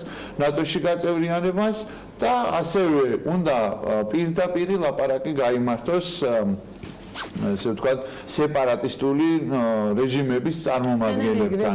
ძალიან ნაცნობია ეს ყველაფერი, ძალიან ნაცნობია, შემთხვევით არ ღაღადებდა გუშინ შარლიდან ამოხტარი კლოუნი ჟირინოვსკი, ნამდვილი კლოუნი ჟირინოვსკი, უბრალოდ ის მართლა ახმიანებს იმ მნიშვნელოვან გზავნილებს, რომელიც მასთან სხვადასხვა არხებით და პოპულარულია ხა მესიჯ ბოქსებით მიდის სახელმწიფო ასე ვთქვათ პროპაგანდისტული მანქანიდან რომ კიევის და თბილისის თავზე უნდა ფრიალებდეს წითელი დროშა და ეს ყველაფერი უნდა მიწასთან აგულაგმონ, იმიტომ რომ ჩვენ არ გვაქვს დამოუკიდებლად არსებობის უფლება და ეს უნდა მოხდეს სწრაფად ვიდრე დაიწყება შიშის ომი ირანთან და მანამდე უნდა განხორციელდეს ეს ყველაფერი. უკრაინას რომ დაუბრუნდეთ, საზოგადოების უმძაფრესი რეაქცია მოხდა პიკეტირება ამ ტელევიზიის, იყო გეგმები, ასე ვთქვათ, საფრთხის შემცველი განცხადებები და ამას მოყვა უკრაინის პრეზიდენტის განცხადება ვიდეო მიმართვა ხალხისადმი, მოქალაქეებისადმი, რომ ეს ტელეარხი, ტელეხიდი შეუძლებელია, დაუშვებელია და მიუღებელია შესაბამისმა ორგანოებმა უკვე დაიწყეს გამოძიებაც სახელმწიფო ღალატის მუხლით დაიკითხებიან ამ მიმართულებით ჟურნალისტები, დამგეგმავები დაკითხვა ესეთ პროვოკაციულ თემების შემოგდებაზე ძალიან აქტუალურია სხვათა შორის საჭირო იქნებოდა აქაც გარკვეული დაკითხვების და გამოკითხვების წარმოება ვინც არ უნდა იყოს ის რა სტატუსის არ უნდა ქონოდა ადრე და რა სტატუსიც არ აქვს ახლა ასეთი პროვოკაციული ქმედებების დაგეგმვის პროცესში ვინ იღებს თავარ გადაწყვეტილებას და გაავრცელა მიმართვა ვლადიმერ პუტინის მიმართ რომ შედგეს შეხვედრა დიალოგი საჭიროა, საუბარი მნიშვნელოვანია, გთავაზობ ადგილს მინსკი, გთავაზობ თანამონაწილეებს, ამერიკის შეერთებული შტატები, დიდი ბრიტანეთი, გერმანია, საფრანგეთი. მინსკში არსებობს ეს ფორმატი, ნორმანდიული 4-ეულიც არსებობს, რა თქმა უნდა, ვლადიმერ ზელენსკის მცდელობა არის რომ შემოიყვანოს ახალი მნიშვნელოვანი მოთამაშე ამ მოლაპარაკებების პროცესში, ეს არის ამერიკის შეერთებული შტატები. სხვათა შორის პირველად ასეთ შემოთავაზებებზე რუსეთის მხრიდან იყო ძალიან მკაცრად უარყოფითი რეაქცია, თუმცა ეხლა შედარებით რბილი იყო პასუხი, რომ ამ ფორმატს, ამ შემოთავაზებას სჭირდება შესწავლა, ამაზე იქნება მსჯელობა და ჩვენი პასუხი გახდება ცნობილი. აქვე მინდა მოგახსენოთ, რომ როგორც კურტ ვოლკერმა განაცხადა ამერიკის შეერთებული შტატების სპეციალურმა წარმომადგენელმა უკრაინის საკითხებში, მას ჰქონდა კომუნიკაცია ვლადისლავ სურკოვთან, რომელიც აღმოჩნდა, რომ ჯერ კიდევ ცოცხალია და ჯერ კიდევ იკავებს თავის თანამდებობას, შესაძლოა შედგეს საუბარი კომუნიკაცია მათ შორის და შეხვედრა მათ შორის და განხილულ იქნას ამ ფორმატის ასეთი მნიშვნელოვანი ცვლილების შესაძლებლობა. ამდენად მე მინდა დასკვნის სახით მოგახსენოთ ამ კონკრეტულ თემასთან მიმართებაში, რომ რუსული ჰიბრიდული ომის ეს კლასიკური ნიმუშები და მაგალითები უხვად გვხვდება სამწუხაროდ ჩვენს ქვეყანაშიც და სამწუხაროდ ჩვენს მეგობარ უკრაინაშიც. ეხლა არის გარკვეული მცდელობა რუსეთის ხელისუფლების მხრიდან საერთაშორისო თანამეგობრობისთვის თავის მოწონების პოზიტიური ესეთი კეთილშობილური ზრახვების მქონე ლიდერის წარმოჩენის, რათა ეს დაფასებული იყოს საერთაშორისო თანამეგობრობის მხრიდან და დაფასებული იყოს მოქალაქეების მხრიდან, მოქალაქეების იმ ქვეყნისა, რომლის ტერიტორიის 20% არის ოკუპირებული რუსეთის მიერ, რომლის მოქალაქეებს დილით, დღისით, მზისით ხოცავს რუსეთის ხელისუფლება, ჩვენ გვიკლავს ჩვენ საუკეთესო შვილებს და ჩვენ საუკეთესო თანამოქალაქეებს, ასე რომ ვერავით არის ენის მოჩლექვით საუბარი, ვერავით არის რა თქმა უნდა მე არ გულისხმობ რომ რახან ენით მოჩლექვით არ უნდა ელაპარაკო, ამიტომ მაინდა-მაინც ბოლოს სიტყვებით უნდა აგინო ტელევიზიით განწყობა შეიძლება იდენტური იყოს, მაგრამ ყველაფერს აქვს თავის ზომები და თავის ფორმები და ნორმები. მაგრამ სულ კიდევ ერთხელ ვიმეორებ, მუდმივად მუშაობს რუსეთი დღეს და ღამის განმავლობაში, რომ იპოვოს შესაძლებლობა მოსინჯოს ნიადაგი, რამდენად ნოყიერია იქ განწყობები იმისათვის, რომ განაგრძოს თავისი გავლენების გაფართოება. დღეს და ღამ მუშაობს და ჩვენც ასევე დღეს და ღამ უნდა ვიმუშაოთ. პირველი იმისთვის, რომ თავიდან ავიცილოთ ასეთი ტიპის პროვოკაციები და ასეთი ტიპის საფრთხეები, კარგად 10-ჯერ, 100-ჯერ უნდა აიწონოს, ვინ უნდა ჩამობძანდეს საქართველოში, ვინ არ უნდა ჩამობძანდეს და ვის სად უნდა ჩაბძანდეს და სად არ უნდა ჩაბძანდეს, რომელ სავარძელში და რომელ შენობაში. პირველი და უმთავრესი და მეორე არ გვაძლევს მოდუნების საშუალებას რუსეთი, ონიშენკომ თქვა სხვათა შორის, რომ ძეგლი უნდა დაუდგან მას იმ სანქციების და ემბარგოს შემოღებისთვის, მივესალმები ნამდვილად ეკუთვნის მას ჩვენგან, იმიტომ რომ ღვინის ხარისხიც გაუმჯობესდა და დივერსიფიკაციაც რეალურად მას შემდეგ დაიწყო და შემოსავლებიც გაიზარდა. ამიტომ ეხლა დღეს რო გადაივლის თუ გადაივლის ეს სანქციების საფრთხე, რომელიც ჯერ კიდე კარგად უნდა მოვიქცეთ, ჩუმად უნდა ვილაპარაკოთ, რაღაცა ისეთი შესაბამისი ეპიტეტები შევარჩიოთ, რომ არიქა-იქ არ გაღიზიანდნენ 416 დუმის უსაქმური დეპუტატი. რეალურად ჩვენ უმთავრესია, რომ დივერსიფიკაციაზე ყოველდღიურ რეჟიმში ვიფიქროთ და ვიმუშაოთ. არის უამრავი შესაძლებლობა და დიდი მოცულობების სხვა მიმართულებით გატანის შესაძლებლობა. ამიტომაც ამ თვალსაზრისით ჩვენ უკრაინას გასაკეთებელი კიდევ ბევრი გვაქვს და სამუშაო კიდევ ბევრი გვაქვს, იმიტომ რომ სხვა საფრთხეებიც ძალიან ბევრია რეგიონში. და ეს დრო ფაქტობრივად უკვე გუშინდლიდან არა, უღოთ პირობითად გუშინდლიდან არსებობს. შენ ირანი ახსენე და ამერიკის შეერთებული შტატები.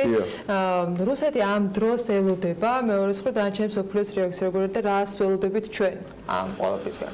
ირანის პროცესი რაღაცნაირად ძალიან დაუცრულებელი გამოვიდა, ხო? კი, იმიტომ რომ რეალურად აქაც არის ერთი სერიოზული პრობლემა. ამერიკის შეერთებული შტატების მხრიდან მაქსიმალური წნეხის რეჟიმი და ეს სტრატეგია, რაც არის შემუშავებული, უნდა ითქვას, რომ ირანთან მიმართებაში ძალიან სერიოზულად მუშაობს. მე კარგად მესმის იმ ევროპული თუ საერთაშორისო კომპანიების, რომლებიც თავს იკავებენ ირანთან ნავთობის თემაში, ვაჭრობის და ყველა სხვა მიმართულებით რაიმე თანამშრომლობის განვითარებას, იმიტომ რომ არავის არ სურს ამერიკული სანქციების ქვეშ მოხვედრას. მათ შორის, სხვათა შორის ჩინელებსაც და მათ შორის რუსეთის ფედერაციის წარმომადგენლებსაც.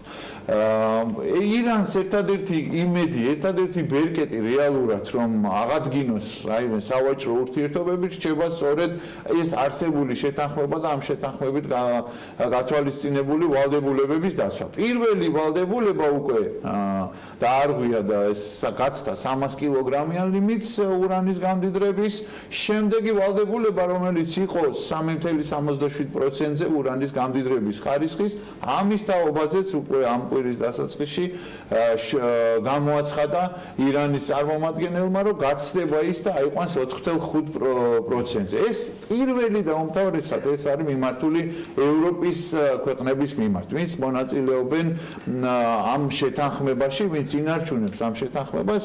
ირანელები ამბობენ, რომ ისინი პატივისცემით ებყრობიან ევროპელების ძალისხმევას, მაგრამ სრულიად არასაკმარის მათთვის. ისინი არ ენდობიან არავითარ მოლაპარაკებებში, მათ აქვთ თავისი დღის წესრიგი და მათ აქვთ თავისი უმწვავესი ამოცანები გადასაჭრელი და ამიტომაც ისინი ფიქრობენ, რომ ეს არის ის გზა, რომლითაც მათ უნდა მიაღწიონ, რომ ევროპამ სწრაფად შეიმუშაოს და სწრაფად აამოქმედოს უпростоრად ის მექანიზმები, რომელიც პრინციპში შემუშავებული აქვს.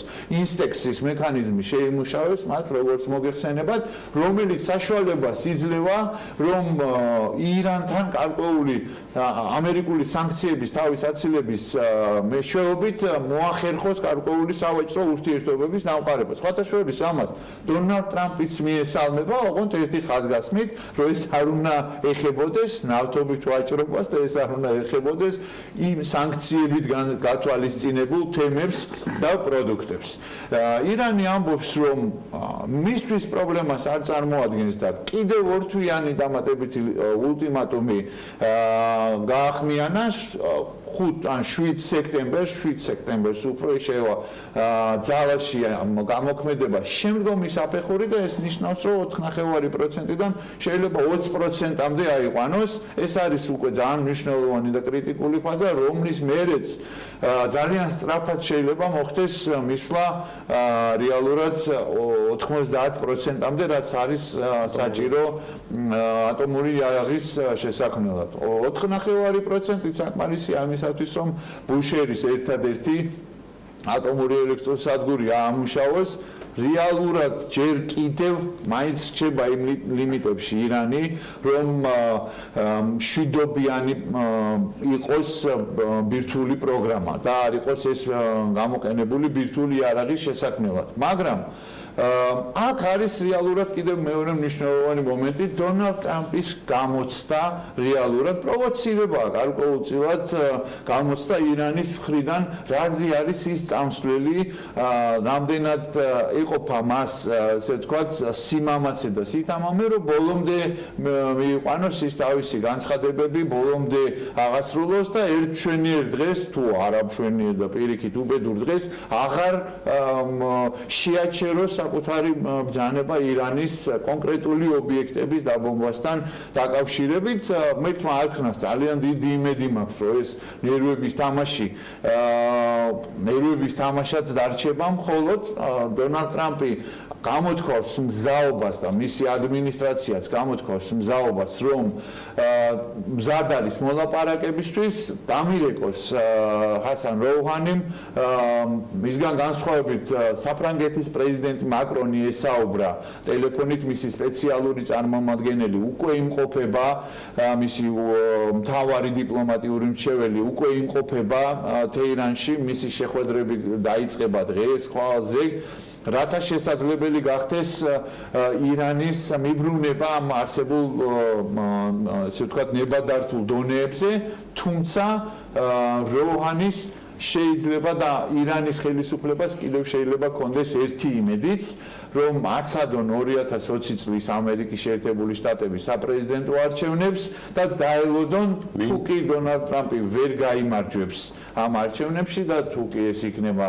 თქვათ, დემოკრატიული პარტიის წარმომადგენელი, დაბრუნდეს უკან ყველაფერი, ამ შემთხვევაში მორალურად, პოლიტიკურად გამარჯვებული გამოვა ირანი თავის განძლეობის დემონსტრირებით, ასე რომ მარტივი ნამდვილად არ არის სიტუაცია და ვითარება, საკმაოდ ესეთ მძიმე მანევრების გავლა უწევს როგორც ამერიკის შეერთებულ შტატებს, ისე ირანს, ოფიციალურ თეირანს და ოფიციალურ ვაშინგტონს და ისევ რეგიონის ყველა ქვეყნებს, იმიტომ რომ პირველი სამიზნე იქნება აუცილებლად საუდის არაბეთი, აუცილებლად იქნება ისრაელი, მაგრამ ყველამ უნდა გაითვალისწინოს, რომ ეს ყველაფერი ძალიან ახლოს არის ჩვენგან და ძალიან ახლოს არის ეს ყველაფერი ურთიერთობებთან, რომელიც გვაქვს ჩვენ სტრატეგიული ამერიკის შეერთებულ შტატებთან და რომელიც არის გარკვეულწილად ირანთან და მის მოქალაქეებთან.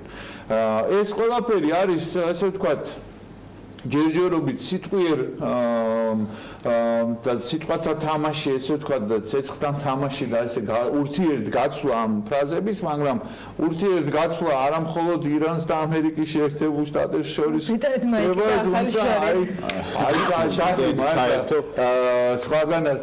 სხვაგანაც ყველაზე ისეთ ერთგულ მოკავშირეებს შორისაც ხდება ასეთი რაღაცებიც.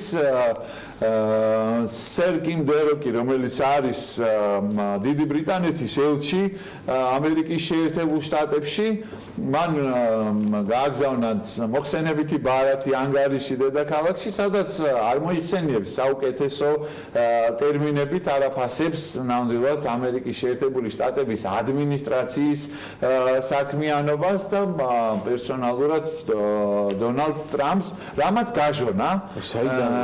ძალიან საინტერესოა, გაჩნდა ინფორმაცია სხვათა შორის, რომ შეიძლება დაიწყოს გამოძიება, ეხა მაიგრიკფეთ ვედინგივით თურქს რო იძახის ის მოხუცი კალი, ესე ყველაფერზე რუსი ძახილი ნამდვილად არ მინდა, მაგრამ არის ესეთი ვერსიაც, რომ ყველაზე მეტად ვისაც შეიძლება აწყობდეს ორ სტრატეგიულ მოკავშირეს შორის ესეთი დაპირისპირება არის ერთ-ერთი შეიძლება იყოს რუსეთი. მაგრამ ამას მოყვა ღია პასუხი ტვიტერით, რა თქმა უნდა, ამერიკის შეერთებული შტატების პრეზიდენტის მხრიდან, აი დღის განმავლობაში ესეთი აკრიფა და აკრიფა, რასაც ქვია.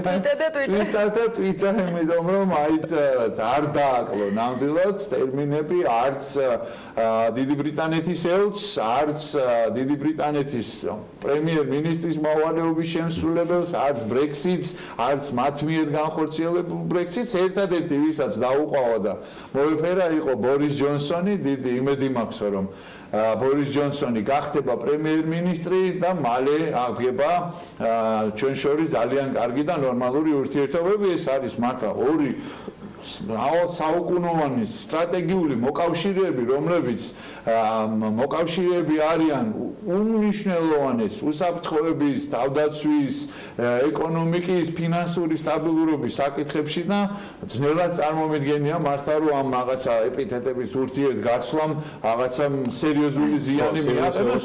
თუმცა დონალდ ტრამპმა განაცხადა, რომ ის აღარ აპირებს საერთოდ, აღარ აღიარებს, აღარ აღიქვავს დიდი ბრიტანეთის ელჩს ამერიკის შეერთებულ შტატებში. ადმინისტრაცია, უпростоრად ეს იყო ტრამპის ტვიტი, სხვათა შორის, რომ ის არ აპირებს მუშაობას დიდი ბრიტანეთის ელჩთან. სახელმწიფო დეპარტამენტმა განაცხადა, რომ ყველა აკრედიტებულ პერსონასთან განაგრძობს მუშაობას, ისევე როგორც მუშაობდა, ცოტათი დევიაციაა, ესე ვთქვათ, ამ ძირითადი ხაზიდან. მაგრამ ერთი რამ ცხადია, ეხლა დიდ ბრიტანეთის სავაჭრო მდივანი იმყოფება ამერიკის შეერთებულ შტატებში ძალიან მნიშვნელოვან მოლაპარაკებებზე და მის შეხვედრებს, მაგალითად ივანკა ტრამპთან, არ დაესწრება დიდი ბრიტანეთის ელჩი, ასევე არის ეს, რომ დიდი ბრიტანეთის ელჩი ხელს შეუწყობს ამ ვიზიტის განხორციელებას. ერთი ბოლო წინადადებით მინდა თქვა, რომ ეს რა თქმა უნდა განიხილებოდა იმ ჭრილში, რომ გუშინ იყო დებატები პრემიერ-მინისტრობისთვის მოქმედ საგარეო მდივანს ჯერემი ჰანტსა და ყველაზე პოტენციურ კანდიდატ ბორის ჯონსონს შორის, რა თქმა უნდა ეს იყო თემა. ჯერემი ჰანტმა თავიდან ბოლომდე დაუჭირა მხარი პრემიერ-მინისტრის მოვალეობის შემსრულებელ ტერესა მეის და ასევე განაცხადა, რომ თუ ის იქნება პრემიერ-მინისტრი, გახდება პრემიერ-მინისტრი, რაც უნდა მოხდეს ორ კვირაში, უფრო ნაკლებში დღეიდან, ის აუცილებლად დაასრულებინებს ვადას დიდი ბრიტანეთის ელჩს, რომელიც არ გამოიწვევს, რომელიც გადის პენსიაში წლის ბოლოს დღესასწაულების შემდეგ. რაც შეეხება ბორის ჯონსონს, მან თქვა, რომ ის არ არის ეხლა იმ სტატუსში და არ იქნებოდა მისი მხრიდან, მაინც და მაინც სწორი, რომ ეხლა ისაუბროს იმაზე, გამოიწვევს თუ არ გამოიწვევს, მან სიფრთხილე გამოიჩინა. ამ განცხადებებშიც გულწრფელად უნდა ითქვას, რომ კარგად ეტყობოდა, რომ ვის უფრო რეალური შანსები აქვს 130,000 კონსერვატორი აირჩევს მალე დიდი ბრიტანეთის ახალ პრემიერ-მინისტრს და ყველა არსებული ინფორმაციით სრული უპირატესობა აქვს ბორის ჯონსონს, რომელიც ღიად აცხადებს და გუშინაც ძალიან კაფეო იყო, რომ 31 ოქტომბერს აუცილებლად შეთანხმებით თუ შეთანხმების გარეშე დიდი ბრიტანეთი დატოვებს ევროკავშირს. ეს სიცხადე და მკაფიოობა უფრო მეტად ეფექტურია, უფრო მეტ ეფექტს ახდენს ამორჩევლებზე და მოქალაქეებზე, ვიდრე ჯერემი ჰანტის სიფრთხილე, მისი ოპონენტის სიფრთხილე, რომ ამ თარიღებთან და ვადებთან დაკავშირებით, რომელიც მან გამოიჩინა დებატების დროს. ასე რომ მოგეთ დიდი ამბებია და რამდენიმე თემა დაანონსაკიდეს ბუკამ, რომელიც მომდევნო 2 კვირის განმავლობაში აქტუალური იქნება და არა მხოლოდ 2 კვირის განმავლობაში. მას ზუსტად 1 კვირის თავზე შევხვდებით საქმიანი დილის ეთერში, იქამდე Forbes-ის საინტერესო ბლოგები უნდა წაიკითხოთ, ამ კვირისაც და ორშაბათსაც კიდევ არანაკლებ საინტერესო თემა გელოდებათ. დღეს ვიმშვიდობებით, მადლობა მას მიმოხილვისათვის. წინ სარეკლამო პაუზა გელოდება და რამდენიმე წუთში დაგებრუნდებით.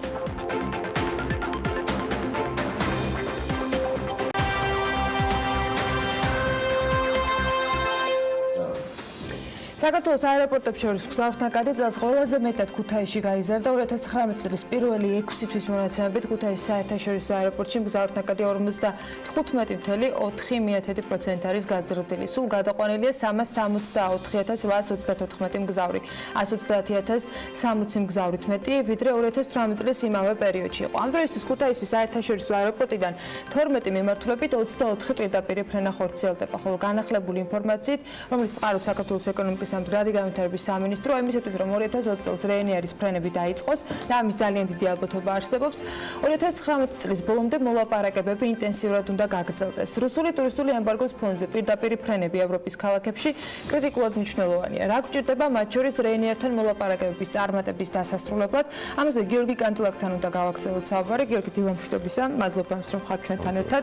ქუთაისის აეროპორტი იყო თემა, რომელიც ჯერ კიდევ ბევრი წლის წინ დაიწყო, იყო რეენიერთან მოლაპარაკებები მაშინაც.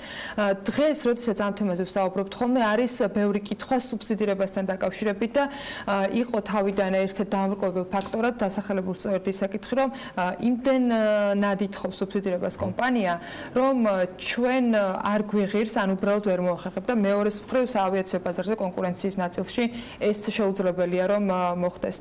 რა მოლაპარაკებებით მიმდინარეობდა მაშინ, როდესაც თქვენ იყავით რეენიერთან მოლაპარაკებებში ჩართული, რა პირობებზე შეიძლება ამ კომპანიის საქართველოში წამოყვანა და რას ნიშნავს მისი საქართველოში შემოსვლა ქუთაისის აეროპორტისათვის და მთლიანად ქვეყნის ტურისტული მიმართულებისათვის?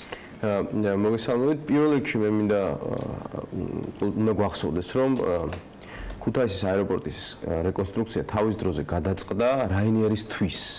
როცა ჩვენ რამდენიმე მეგობარი მოვიტანეთ ეს პროექტი 2008 წელს. მოვიტანეთ ეს პროექტი ჩვენს გუნდში. მაშინ იდეა იყო სწორედ რაინიერისთვის ამის გაკეთება.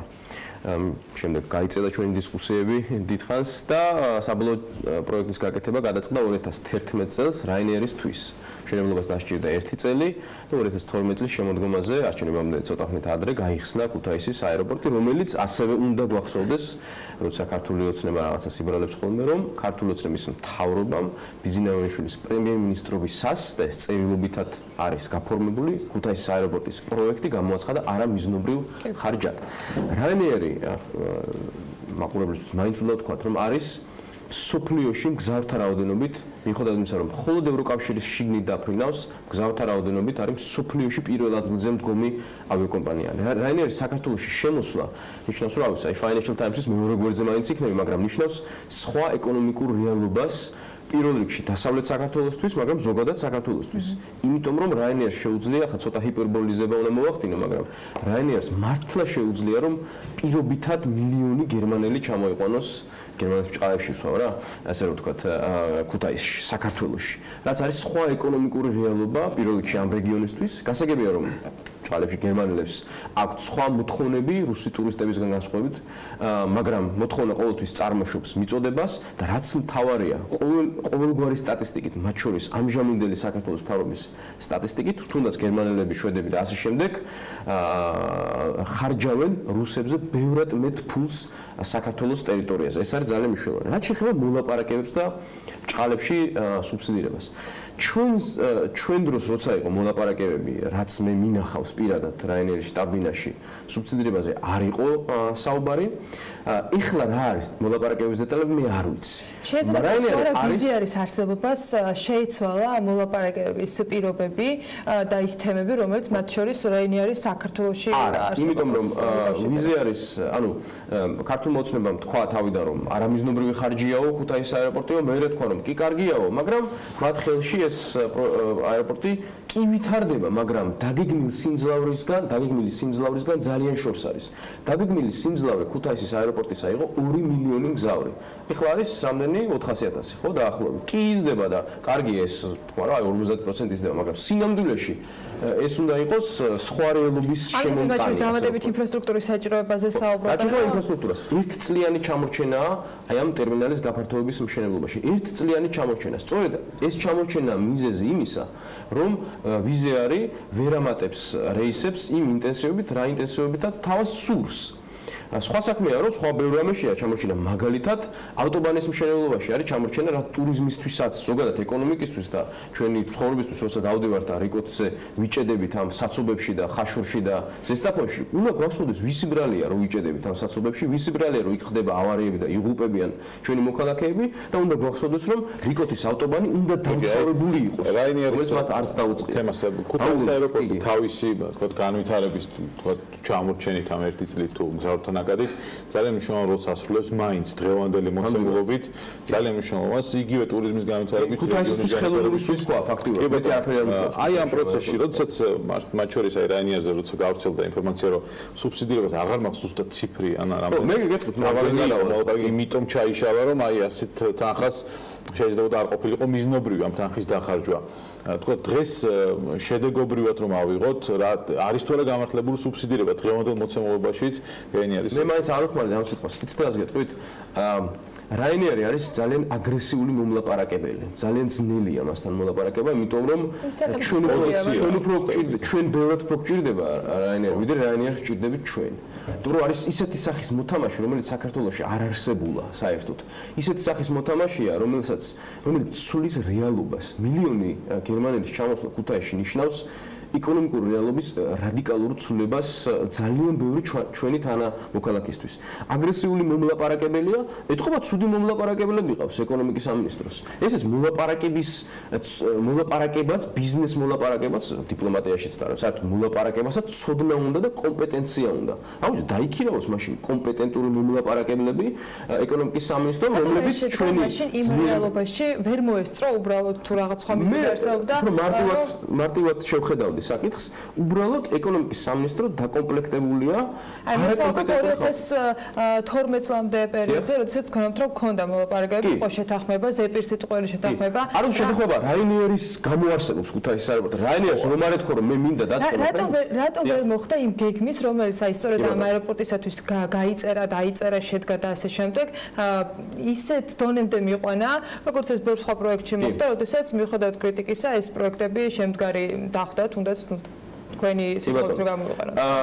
სამწუხაროდ ხო 2011 წელს გადაწყდა, რომ გაგვეკეთებინა ქუთაისის აეროპორტი და ფული დახარჯულიყო მის რეკონსტრუქციაზე, გახსოვთ, ძროხები დადიოდნენ და როგორ დღეში იყო ქუთაისის აეროპორტი.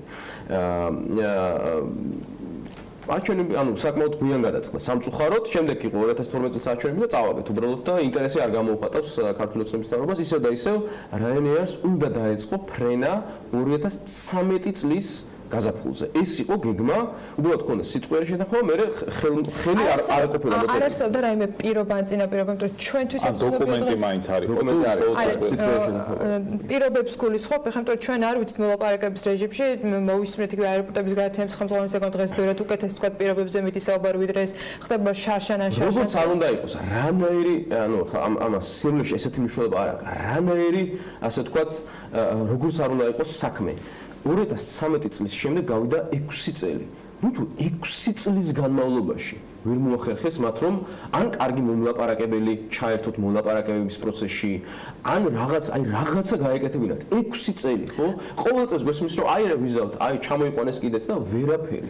6 წლის განმავლობაში და ეხლა სხვა სიტუაცია გვაქვს რუსული ემბარგოსთან გამომდინარე და იმ რეობიდან გამომდინარე, იმ ინფორმაციიდან გამომდინარე, რაც თქვენ ამ გამოცდილებით გქონიათ, რეინიერისათვის საინტერესო ქუთაისის აეროპორტის გარდა სხვა საერთაშორისო აეროპორტები ბათუმს და თბილისის გულისხმობ. ეხლა რაც შეეხება თბილისს და ბათუმს, სამწუხაროდ და ეს იყო ჩვენი გუნდის მე არ ვიყავ ამას ჩართული, მაგრამ ჩვენი გუნდის შეცდომა თავისთვის იმ კომპანიისთვის, რომელიც ეხლა ოპერირებს თბილისის და ქუთაისის აეროპორტებს, იმიტომ რომ მათი გადაცემა.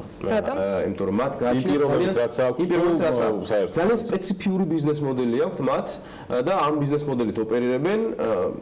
ასე იყო თუ ისე იყო, მაგრამ მაშინ გახსოვთ სხვა პრიორიტეტი, ანუ სხვა რეალობაში ვიყავით შევარდნაძის პერიოდის შემდეგ, თბილისის აეროპორტი რას გავდა საერთოდ, რა ვიცი, ბოსელს გავდა, მე მგონი და მნიშვნელოვანი იყო, რომ სწრაფად რაღაც ცივილიზებული ტერმინალი გაჩენილიყო და კი, მათ ყველაზე სწრაფად ააშენეს ასე თუ ისე მეტნაკლებად ცივილიზებული რაღაც სიტუაცია გაჩნდა, იმიტომ რომ საერთოდ სიცხვილი იყო იმ ვისაც ახსოვს ის ძველი ტერმინალი, იმის არსებობა.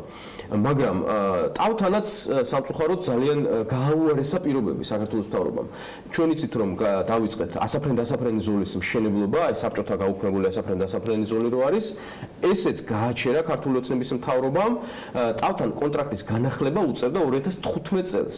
10 წლიანი ვადა იწურებოდა და 2015 წელს სამწუხაროდ ქართული ოცნების პირობებში ჩვენი პირობები ამ კონტრაქტისა სახელმწიფოსთვის გაუარესდა. რის შედეგადაც გადასახადებით თბილისის აეროპორტში გაიზარდა. სახელმწიფოს აქვს იმის რესურსი, რომ ამ კომპანიის ჩამნაცვლება საკუთარი თავი მოიაზროს. ბილიქს რაც შეეხება ბილიქთან დაკავშირებით, როგორც ვთქვი, სარეაბილიტაციო სამუშაოები მიმდინარეობს. არა, უბრალოდ საუბარი იყო ჩვენის მხრიდან, იმიტომ რომ იქ არის ორი ასაფრენ-დასაფრენი ბილიკი, ახლა ეს ცოტა ისეთ დეტალებია. საბჭოთა დროინდელი ასაფრენ-დასაფრენი ბილიკი არის გაუქმებული. და ჩვენ დავიწყეთ ამ ასაფრენ-დასაფრენი ბილიკის ადგილას ახალი ბილიკის მშენებლობა ჩვენი ხარჯით, ასე რომ ვთქვათ. რაც ქართულაც რომ გააჩერა, მაგრამ ესეც დეტალი არის. თავარი არის ის, რომ 2015 წელს, როცა მოუწია კონტრაქტს გადახედვამ სახელმწიფოსთვის პირობები გაუარესდა. რის შედეგადაც გადასახადები გაიზარდა და ბილეთები გაძვირდა.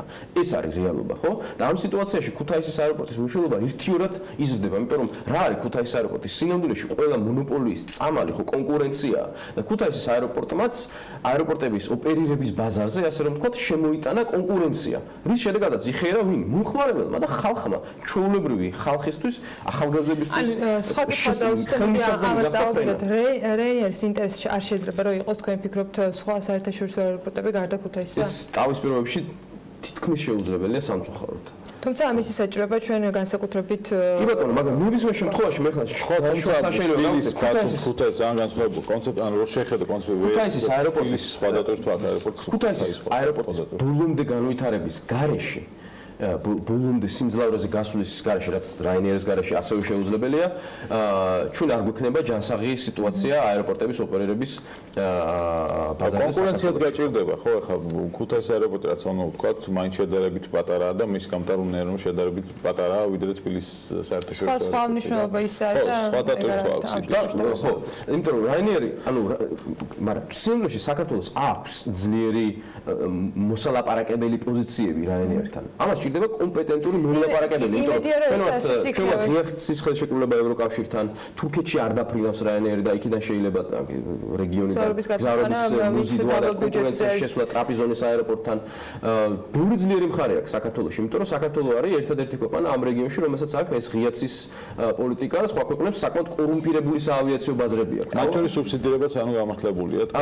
არ არის, ესე პირდაპირ საჭირო არის კომპეტენტური მომლაპარაკებლების გუნდის ყოლა და მოლაპარაკება ის თავის პირობებს გთავაზობ და შენ იმის ამბავია რომ შენ მაინც შენი ასე ვთქვათ მიმზიდველობა უნდა მაინც რეინიერის შემოსვლა ამ შემთხვევაში. რა თქმა უნდა ეს ამასთან დაკავშირებით პასუხი 2019 წლის ბოლომდე უნდა გქონდეს როგორც ყოველ შემთხვევაში ეკონომიკის სამეცნიერო. ახლა რუსული ემბარგოს პირობებში ჩვენ ეს დრო აღარ გვაქვს. აღარ გვაქვს. ერთადერთი შესაძლებლობა ამოივსოს ეს ხრელი, რომელიც გაჩნდა ამ რუსული სანქციების შედეგად, არის რაინიერის ეხლავე შემოყვანა. ეს ცოტა მე მგონი უტოპიური საკითხია. გეგმის გარდა რეალია ხვალ დავითანხოთ რაღაცას და შემოყვა და მეორე სხვა ტურისტები რომლებიც ჩვენ ევროპაზე ვსაუბრობთ ისინი ორ დღით ადრე არ გეგმავენ თავიანთ ვიზიტებს ცოტა სხვა გეგმა არის ალბათ აქ საჭირო ყოველთვის შემოწესრება. სხვა ჩვენს ეკონომიკის სამინისტროდან გამოთხოვილი მაქვს მაგალითად რეკლამის ხარჯები.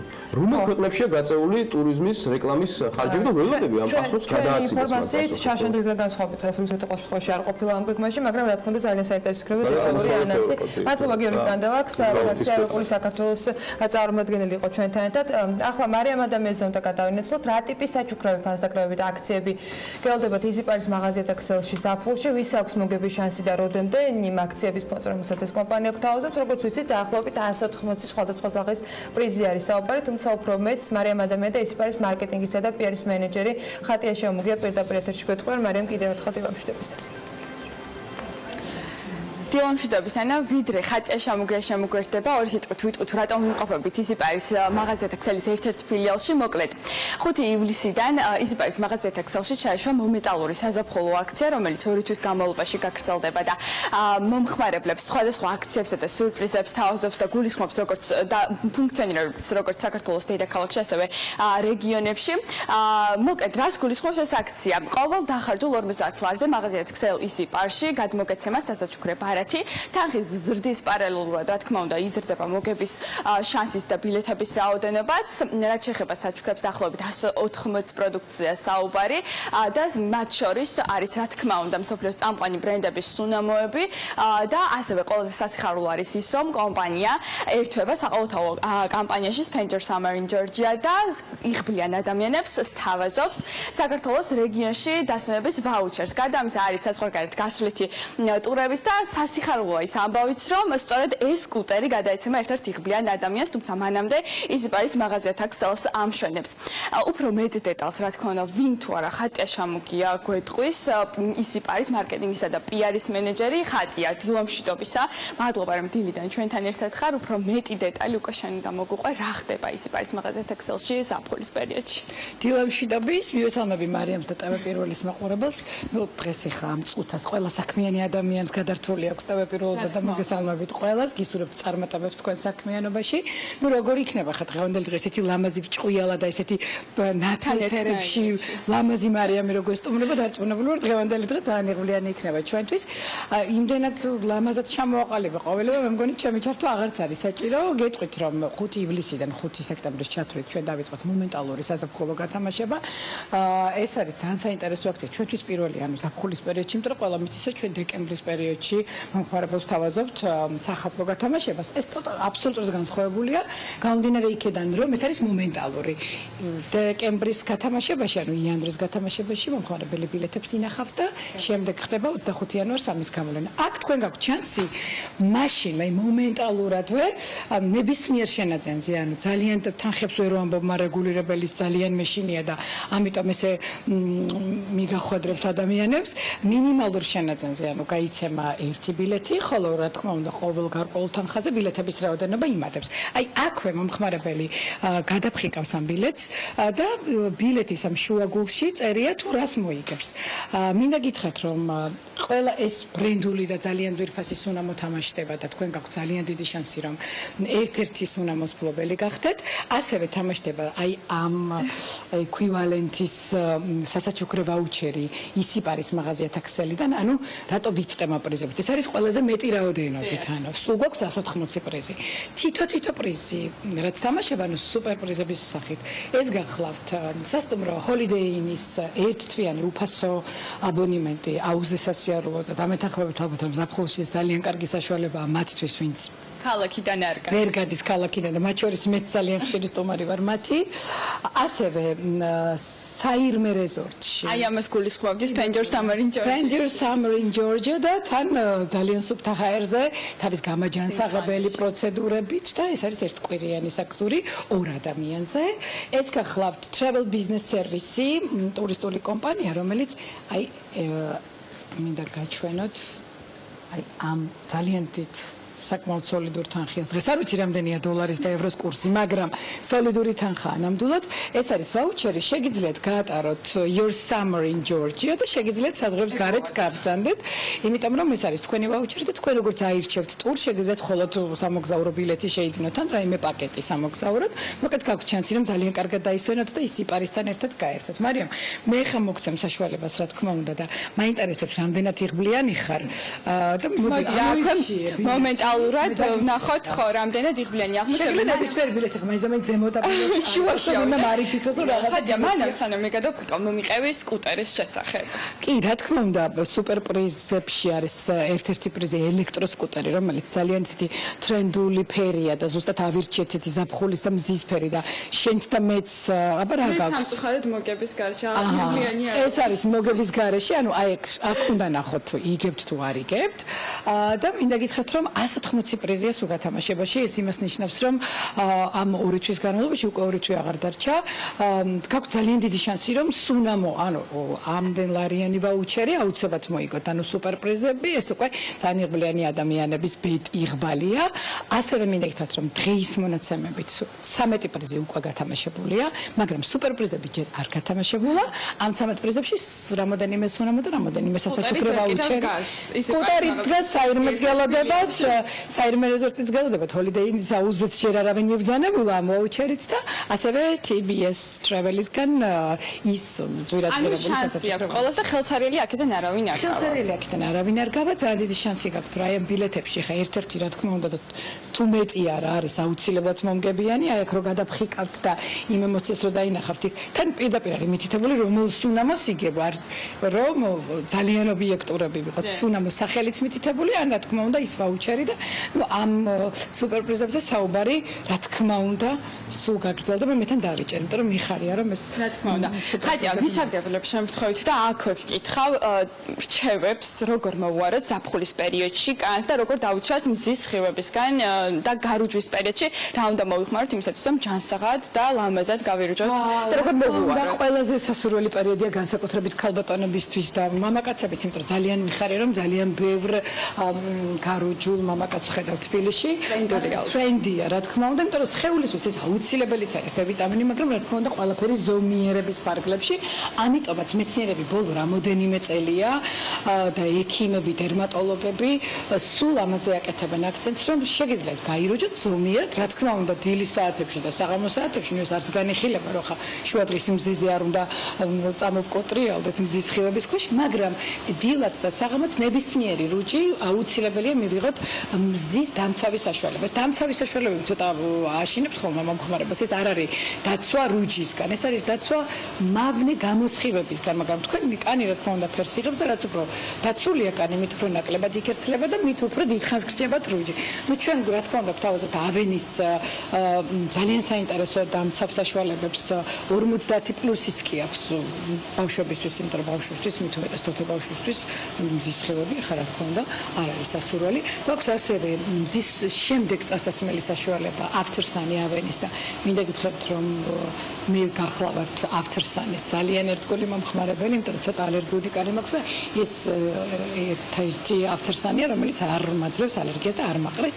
ზეთოვანი ტექსტურა, რომელიც ძალიან უყვარს ქართულ მომხმარებელს და რატომღაც ფიქრობთ რომ თუ ზეთი გვისვია კარგად გავირუჯებით, მაგრამ არც ეს არის მინდა გითხრათ სიმართლე, იმიტომ რომ გააჩნიათ კანის ტექსტურას. თუ ცოტა სიმშრალისკენ არის კანი, მას ზეთოვანი მოწონს, თუ ცხიმიანია კანი, მას რძის ტექსტურა მოწონს, ესე რომ არჩევანი ძალიან. და როგორც ხედავ, საჩუქრად თერმული წყალი მოყავს. საჩუქრად თერმული წყალი და ძალიან ბევრი აქციები გვაქვს, ანუ გარდა გათამაშებისა, ჩვენ კიდევ ბევრ აქციებს შევთავაზებთ მომხმარებელს. ასევე მინდა ხაზი გაუსვა შისეიდოს დამცავ საშუალებებს, ნუ შისეიდო ბრენდი, რომელიც დაახლოებით 148 წლის არის უკვე და მას საკუთარი ლაბორატორია აქვს და გამოცდილება ძალიან დიდი აქვს. ასევე ნუ 50 პლუსი ნუ შეგეშინდებათ, ეს არ არის მეც 50-იანით ვიღებ რუჯს სახეზე და გეტყვით რომელი ბრენდისას და მაქვს მშვენიერი რუჯი. ეს გახლავთ წყალგამძლე საშუალებები, თან არის ახალი სპორტის ხაზი, ეს არის BB, ანუ შეფერილი დამცავი საშუალება, ცოტა ტონალურის ეფექტით, ანუ კანიც ძალიან ლამაზი გაქვთ მზეზე და თან ბუნებრივად ირუჯებით და თან რა თქმა უნდა გიცავ მზის მავნე სხივებისგან. არ შემიძლია ხაზი არ გავუსვათ ჩემს საყვარელ ბრენდს, საყვარელს დიახ სისლეის, რომელიც ახალი მზის დამცავი საშუალება განცხადება მინდა შემოგთავაზობთ, ეს არის სალეას ახალი განახლებული ტექსტურით 50 პლუსი, ოღონდ აქვე აწერია, რომ ეს UVA მაგნეს ხივის განგიცავთ და ჩვეულებრივად ირუჯებთ. ეს სწორედ ეს საშუალება, რომელსაც მე ხლა ხმარობ აუზეც და იცით, რომ ძალიან ინტენსიურად ავტივარ აუზზე და მზე ძალიან მოყვარს არ უშვებ ამ საშუალებას, მაგრამ ეს არის საშუალება, რომელიც ძალიან მსუბუქია სახეზე, თან გიცავთ და შეგიძლიათ ასევე მზის აბაზანის შემდეგ, ანუ საღამოსაც წაისვათ, რომ ეს არის თან მოვლა და თან დაცვა. ნუ ბრენდი რომელსაც კონკურენტი არ ყავს მზის დაცვაში, ხას უსვამთ რომ ნომერი პირველია ეს ლანკასტერი, რომელსაც აქვს მინდა ქართველი გოგოები გავახაროთ 15 SPF დამცავია, დანდაწყებული 30-ის, 50-ის, 10-იც სხვათა შორის და ის ძალიან პოპულარული ხაზი, რომელსაც ქვია თანდიფენერი, ანუ ესეთი მარმელადის ტექსტურა არის, რომელიც მე ზეთად იქცევა.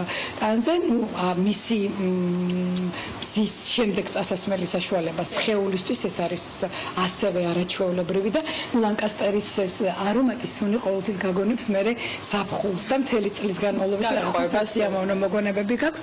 ასევე მინდა ხაზი გაუსვა ძალიან საინტერესო საშუალებას, რომელიც ხო შეიძლება ეხლა აღმოვაჩინე. ეს არის ლანკასტერის 65-ის BB კრემი, ოღონდ ტანის, ანუ ეს არის ტანის ტონალური პირდაპირ ძალიან გასაგები ენაზე რო ავხსნა, რომელიც არავითარ შემთხვევაში არ გადადის არც ტანსაცმელზე, არც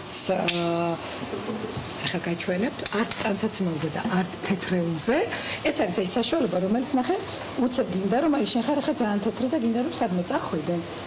და კონდეს ისეთი ლამაზად გაროჯული კანი, თან ერთფეროვანი კანი და თან ცოტა რუჯის ეფექტი და თან ისეთი გულოვანი ეფექტი. მაყურებელს განსხვავება აი ხა მე დაგიჭერ მიკროფონს და მინდა გაჩვენო თან ახლა როგორია შეგიძლია გლოვი, აი შენ ახლა ძალიან ლამაზი და უნაკალ ხარ შემომარია, მაგრამ არის ადამიანები, რომელსაც აქვს ტანზე რაღაც პატარა ლაქები, მზის ლაქები, ჭორფლები და ასე შემდეგ და ეს არის ის საშუალება, რომელიც ამ ყველაფერს ფარავს და თან დაბანამდე გაქვთ შენარჩუნებული არანაირი ლაქა ტანსაცმელზე და ეს არის ნუ იმიტომ რომ ეს არის ლანკასტერი. ძალიან დიდი მადლობა ხატია, მოკლედ ამომწურავი ინფორმაცია გვაქვს, როგორ გავირუჯოთ უსაფრთხოდ და თან ვიყავთ ფერადები და ლამაზები ზაფხულში და ასევე შეგახსენებთ იმას, რომ უკვე ჩაშვებული არის აქცია, სასაჩუქრი აქცია, ისიპარის მაღაზიათა ქსელში შეგიძლიათ მოხვიდეთ და აქედან ხელსარიელი ნამდვილად. ანუ ნებისმიერი პროდუქტი, რაც ახლა ჩამოვთვალეთ, ნებისმიერი პროდუქტის შეძენისას თქვენ მიიღებთ გათამაშების ბილეთს და მერე გაქვთ შანსი, რომ გამოიგოთ სასაჩუქრები უნამოები და ეს არაჩვეულებრივი პრიზები, ანუ როგორ არის Spend Your Summer in Georgia და ასევე ერთი ლარიც არ იყოს დახარჯული და პირდაპირ გაემგზავროთ ან საირმეში, ან ნებისმიერ მიმართულებით, რა თქმა უნდა, ან უბრალოდ დაისურვოთ არაჩვეულებრივ აუზზე ჰოლიდეიში. ასე რომ მოგწანდით და ისიამოვნებთ. მარი უზრუნველყოფს ზაფხულს მარიამ ადამიანს და ყველა მსურველისათვის, ვინც ესტუმრება ამ არაჩვეულებრივი ბრენდის მაღაზიებს. ჩვენც ის არეკლამა პაუზა გველოდება ახლა და რამდენიმე წუთში გიბრუნდებით.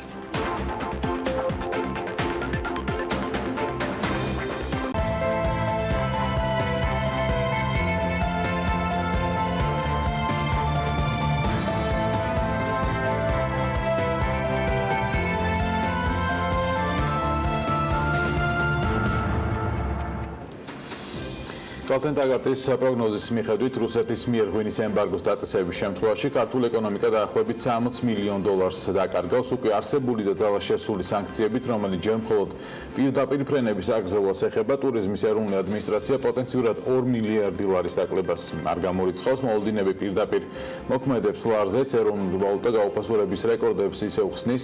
სარეკორდო ნიშნულებზე მედიამ რეაგირებასაც ვერ ასწრებს პრინციპში. ძალიან რიტორიკული კითხვა უნდა მოხვდებოდეს ამას, მაგრამ საქმიანად ვაპირებთ საუბარს ლაშა ქავთარაძის და კალთენტაგარტის ეკონომისტის შემოგვიერთდა სტუდიაში. ლაშა დრომშტობის მადლობა გადაცემაში შემოწმებისთვის. პრინციპში პირველი კითხვა ასეთი უნდა იყოს, თქვენი შეფასებით რა სჭირს ლარს? მოდი სანამ უშუალოდ ამ კითხვას უპასუხებდე, ცოტა მიმოვიხილავ თუ როგორ ყალიბდება საერთოდ ლარის კურსი ნებისმიერ ვალუტასთან მიმართებაში და ჩვენთან ეს კურსი ყალიბდება დოლართან. ჩვენ გვაქვს თავისუფლად მცურავი გაცვლითი კურსის რეჟიმი, რაც იმას ნიშნავს, რომ ლარის კურსი დოლართან მიმართებაში ყალიბდება მოთხოვნა მიწოდების საფუძველზე. ეს მოთხოვნა მიწოდება გარკვეულ ფაქტორებს ეყრდნობა. აქ გვაქვს ორი წყება ფაქტორების, ერთი არის ფუნდამენტური ფაქტორები და შემდეგ მეორე არის ასე ვთქვათ, მოლოდინები. მოლოდინები, რომელიც არის როგორც გათვითცნობიერებული მოლოდინები, ასევე არის გაუთვითცნობიერებული მოლოდინები, რომელშიც ემოციური ფონი, ასე ვთქვათ, ძალიან დიდი არის. საქართველო არის პატარა, ღია ეკონომიკის მქონე ქვეყანა და მას აქვს თავისუფალი, ასე ვთქვათ, ურთიერთობები, როგორც სავაჭრო, ისე ფინანსური ურთიერთობები ჩვენს მეზობელ და არამეზობელ ქვეყნებთან. ეხლა ლარის კურსი როგორ ყალიბდება დოლართან მიმართებაში? ჩვენ, ასე ვთქვათ, წლის განმავლობაში, როგორც მეზობელი ქვეყნებიდან, ისე სხვა ქვეყნებიდან შემოდის უცხოური ვალუტა, როდესაც ეს შემოდინება იმაზე მეტი იქნება, ვიდრე მაგალითად წინა წელს იყო შემოდინება, მაშინ არის გათვითცნობიერებული მოლოდინი და ფუნდამენტურად მყარი საფუძველი იმისა, რომ ლარი გამყარდეს. ხოლო როდესაც იქნება, ასე ვთქვათ, ნაკლები შემოდინება წინა წელთან შედარებით ამ უცხოური ვალუტის და უცხოურ ვალუტაში რას გულისხმობს? შემოდინების წყარო გვაქვს ჩვენ ექსპორტიდან მიღებული შემოსავლები, ტურიზმიდან მიღებული შემოსავლები, ფულადი გზავნილები და პირდაპირ უცხოური ინვესტიციები. ეხლა ასე ვთქვათ, ჩვენი ეკონომიკა არის დივერსიფიცირებული, მაგრამ საჭირო არის კიდევ მეტი დივერსიფიკაცია და ეს დივერსიფიკაცია გულისხმობს რას? არ ვიყოთ ერთ ქვეყანაზე, ერთ რომელიმე ქვეყანაზე უფრო მეტად დამოკიდებული. ეხლა აქტუალური თემა არის რუსეთის სანქციები, ხო? რუსეთთან ჩვენი დამოკიდებულება ამ საგარეო წყაროებით არის დაახლოებით 10%. ანუ ის რაც შემოდის, რაც დავასახელე, რომ შევაფარდოთ ქვეყანაში რა დოლარიც იქნება, ეს არის დაახლოებით 10%. შესაბამისად, როდესაც რაიმე მუქარა ან სანქცია იქნება წამოსული, ამას ადამიანები რაციონალურად აღიქვამენ და შესაბამისად მათი მისწრაფება არის, რომ შეიძინონ მეტი უცხოური ვალუტა იმის მოლოდინით, რომ თქვათ ლარის გაოფასურდება და დაცული იყვნენ, ხო, თავიანთ რისკებს, ასე ვთქვათ, იცავენ. ეხლა ლარზე შეტევა ჩვენ მქონდა მიმდინარე ორ კვირაში ორჯერ და ეს ორივე შეტევა არის პანიკური შეტევა. რატომ იყო პანიკური შეტევა? პირველი გავრილოვის, ასე ვთქვათ, ინციდენტის გამო მოხდა ის, რომ რუსეთმა პირდაპირ ავიამიმოსვლა, ასე ვთქვათ, აკრძალა ჩვენთან შეზღუდვა. ეს იმას ნიშნავს, რომ ნაკლები ტურისტი შემოვა ჩვენთან რუსეთიდან, ნაკლები ტურისტი შემოვა, ნაკლები, ასე ვთქვათ, უცხოური ვალუტა იქნება ქვეყანაში, შესაბამისად, ასე ვთქვათ, საზოგადოება აღიქვამს ამას, რომ ზეწოლა იქნება ლარზე და იყო სპეკულაციური შეტევა 10 პუნქტით გაუფასურდა ლარი ერთ დღეში, მაგრამ შემდეგ, როდესაც ეს გაურკვევლობები ცოტათი დააცხრა, გაკეთდა გარკვეული შეფასებები თუ რა დანაკლისი იქნებოდა და ასე შემდეგ, მალევე 10 პუნქტი, ასე ვთქვათ, უკან წამოვიდა ლარის კურსი. მეორე შეტევა იყო, ასე ვთქვათ, მიმდინარე კვირაში, როდესაც დამატებით სანქციებზე იყო საუბარი და ეს დამატებითი სანქციები ეხებოდა ღვინისა და მინერალური წყლების ექსპორტს და ასევე ფულადი გზავნილების აკრძალვას. ამასაც თითქმის იგივე პანიკური შეტევა ჰქონდა ლარზე, დაახლოებით 10-12 პუნქტით გაუფასურდა, მაგრამ მას შემდეგ, რაც რუსეთის პრეზიდენტმა თქვა, რომ ეს, ასე ვთქვათ, არ იქნება, ეს დამატებითი სანქციები, ასე ვთქვათ, ლარმა დაიწყო კამპანია. ბლუმბერგზე 2.86 იყო რეჟიმში ასე. კი, დღეს 2.86 არის, 2.86 შეიძლება ყიდვა, მაგრამ გუშინ, როდესაც, ასე ვთქვათ, გაჟღერდა, რომ სანქციები იქნებოდა, დამატებითი სანქციები 2.95-ში იყო დოლარის ყიდვა. ანუ მთავარი მიზეზი მაინც არის ის მოლოდინები და ის ვთქვათ პანიკური, ასე ვთქვათ, ქცევა, რომელსაც აქვს ადგილი დღეს ხო ქვეყანაში, ანუ ლართან მიმართებაში ეს არის. გაურკვევლობები არის. პროგნოზი ცოტა უმადური საქმეა ლარის კურსის, მაგრამ პროგნოზი არის მაინც ის, რომ სტაბილურობისკენ უნდა წავიდე ეს. ჩვენ გვაქვს გაკეთებული შეფასება, რომ რატომ და ის ძალაში არის, რომ პირდაპირ ავიამიმოსვლა დროებით შეზღუდული არის და ეს დროებითი შეზღუდვა იწვევს იმას, რომ დანაკარგები აქედან ჩვენ გვექნება 2019 წლის მეორე ნახევარში დაახლოებით 200 მილიონი ამერიკული დოლარი. 200 მილიონი ამერიკული დოლარის შემთხვევაში ჩვენი პროგნოზი იყო, რომ კურსი იქნებოდა 2.7-2.75-ის ფარგლებში წლის მეორე ნახევარში. მაგრამ ის რაც მოხდა, ვთქვათ, ეხლა მეორე დამატებითი სანქციები, რომელიც არ ამოქმედებულა, ამის გამო, ასე ვთქვათ, ცოტათი აიწია ხო კურსმა, მაგრამ ის კურსი რაც არის დღეს, ჩვენი პროგნოზით მაინც ველოდებით, რომ ეს კურსი იქნება 2.8-ის ქვემოთ წლის მეორე ნახევარში. დასტაბილურდება, ეს პანიკა თანდათანობით დაწყრება, ის ვინც აყვა გუშინ პანიკას ცუდი არის, იმიტომ რომ მათ იზარალეს ფაქტობრივად 2.95-ში, ზოგჯერ 2.97-ში კი შეიძინეს დოლარი, ეხლა კი 2.86 არის და ამ დღეებში ნელ-ნელა დასტაბილურდება. ეხლა მთავარი რა არის აქ? ჩვენ გავზომოთ თუ რა ეფექტი და რა გავლენა ექნება ამას, ასე ვთქვათ, ეკონომიკაზე, ხო? როდესაც ჩვენთან რადგან ნაკლები ტურისტი შემოვა რუსეთიდან, ეს გადათარგმნიდა მონეტიზაციას რომ უკეთებთ, ეს არის 200 მილიონი ამერიკული დოლარი, მაგრამ 200 მილიონი ამერიკული დოლარი არ ახდენს გავლენას ეკონომიკაზე, რადგან იმ თანხებიდან გარკვეული ნაწილი იმპორტში მიდის.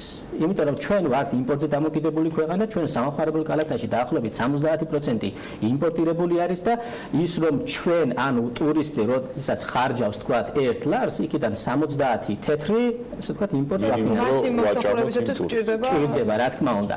და როდესაც თქვათ უკარგავთ ჩვენ 200 მილიონს, ეს 200 მილიონი პირდაპირ არ გადაითარგმნება ეკონომიკაზე გავლენაზე.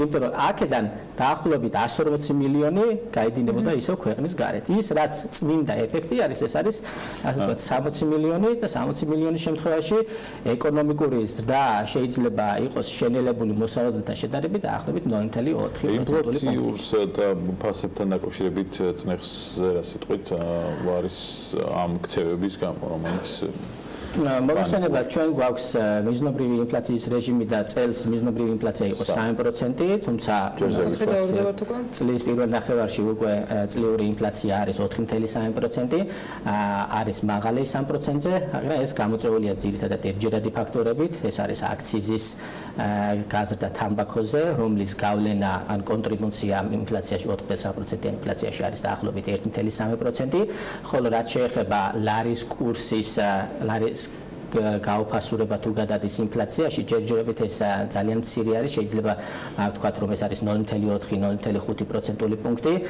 და იმისთვის არ მოხდეს ასახვა და გადასვლა, ელოდებით თუ არა, რომ მათ შორის მონეტარული პოლიტიკის კომიტეტის განაკვეთის შემდეგ სხდომაზე, რომელიც ამთვის ბოლოს იქნება, შეიძლება რომ განაკვეთი დაკორექტირდეს. არ ველოდები გამომდინარე იქიდან, რომ ასე ვთქვათ, ლარი დასტაბილურდება და 2.8-ის ფარგლებში იქნება, 2.8-ის ფარგლები ეს არის ისეთი დრონე კურსის, რომელიც ინფლაციის პროვოცირებას შემდგომ თვეებში არ გამოიწვევს, დაახლოებით ინფლაცია, საშუალო ინფლაციას ჩვენ ველოდებით 4%-ის ფარგლებში, პერიოდის ბოლო, რასაც წლიური ინფლაციას ვეძახით, ეს 5-ის ფარგლებში იქნება, გამომდინარე იქიდან, რომ შარშან დეკემბერში დაბალი ბაზა იყო, 1.5% იყო, ასე ვთქვათ, ინფლაცია და აქედან გამომდინარე არ იქნება, ასე ვთქვათ, ჩემი მოლოდინი არის, რომ ასე ვთქვათ, მონეტარული კომიტეტის დატოვებს, ასე ვთქვათ, პოლიტიკის განაკვეთი 6.5%-ზე, მისი გამკაცრება, ასე ვთქვათ, არის შეიძლება შეანელოს ეკონომიკურის და შენელება კი კურსზე უფრო უცუდად იმოქმედებს, ვიდრე ასე ვთქვათ, ეხლა გვაქვს. ყოველდღე დაიჭერს ინფლაციის. მადლობა, ლაშა ქავთარაძე, გალაკტაგარდის ეკონომის მასპინძლობდით საქმიანი დილის ეთერში. მადლობა ტრადიციულად საინტერესო კვალიფიციური მიმოხილვისათვის. ამით ვასრულებთ დღევანდელ ეთერს. ხვალ დილის 8-ზე შევხვდებით ერთმანეთს, ისევ პირველის ეთერში. იქამდე საქმის კურსის გამოშვებები გელოდებათ ბექაპაცის გადასცემად და რა თქმა უნდა მუდმივად განახლებადი ამბები ვებგვერდზე bm.gr. დროებით.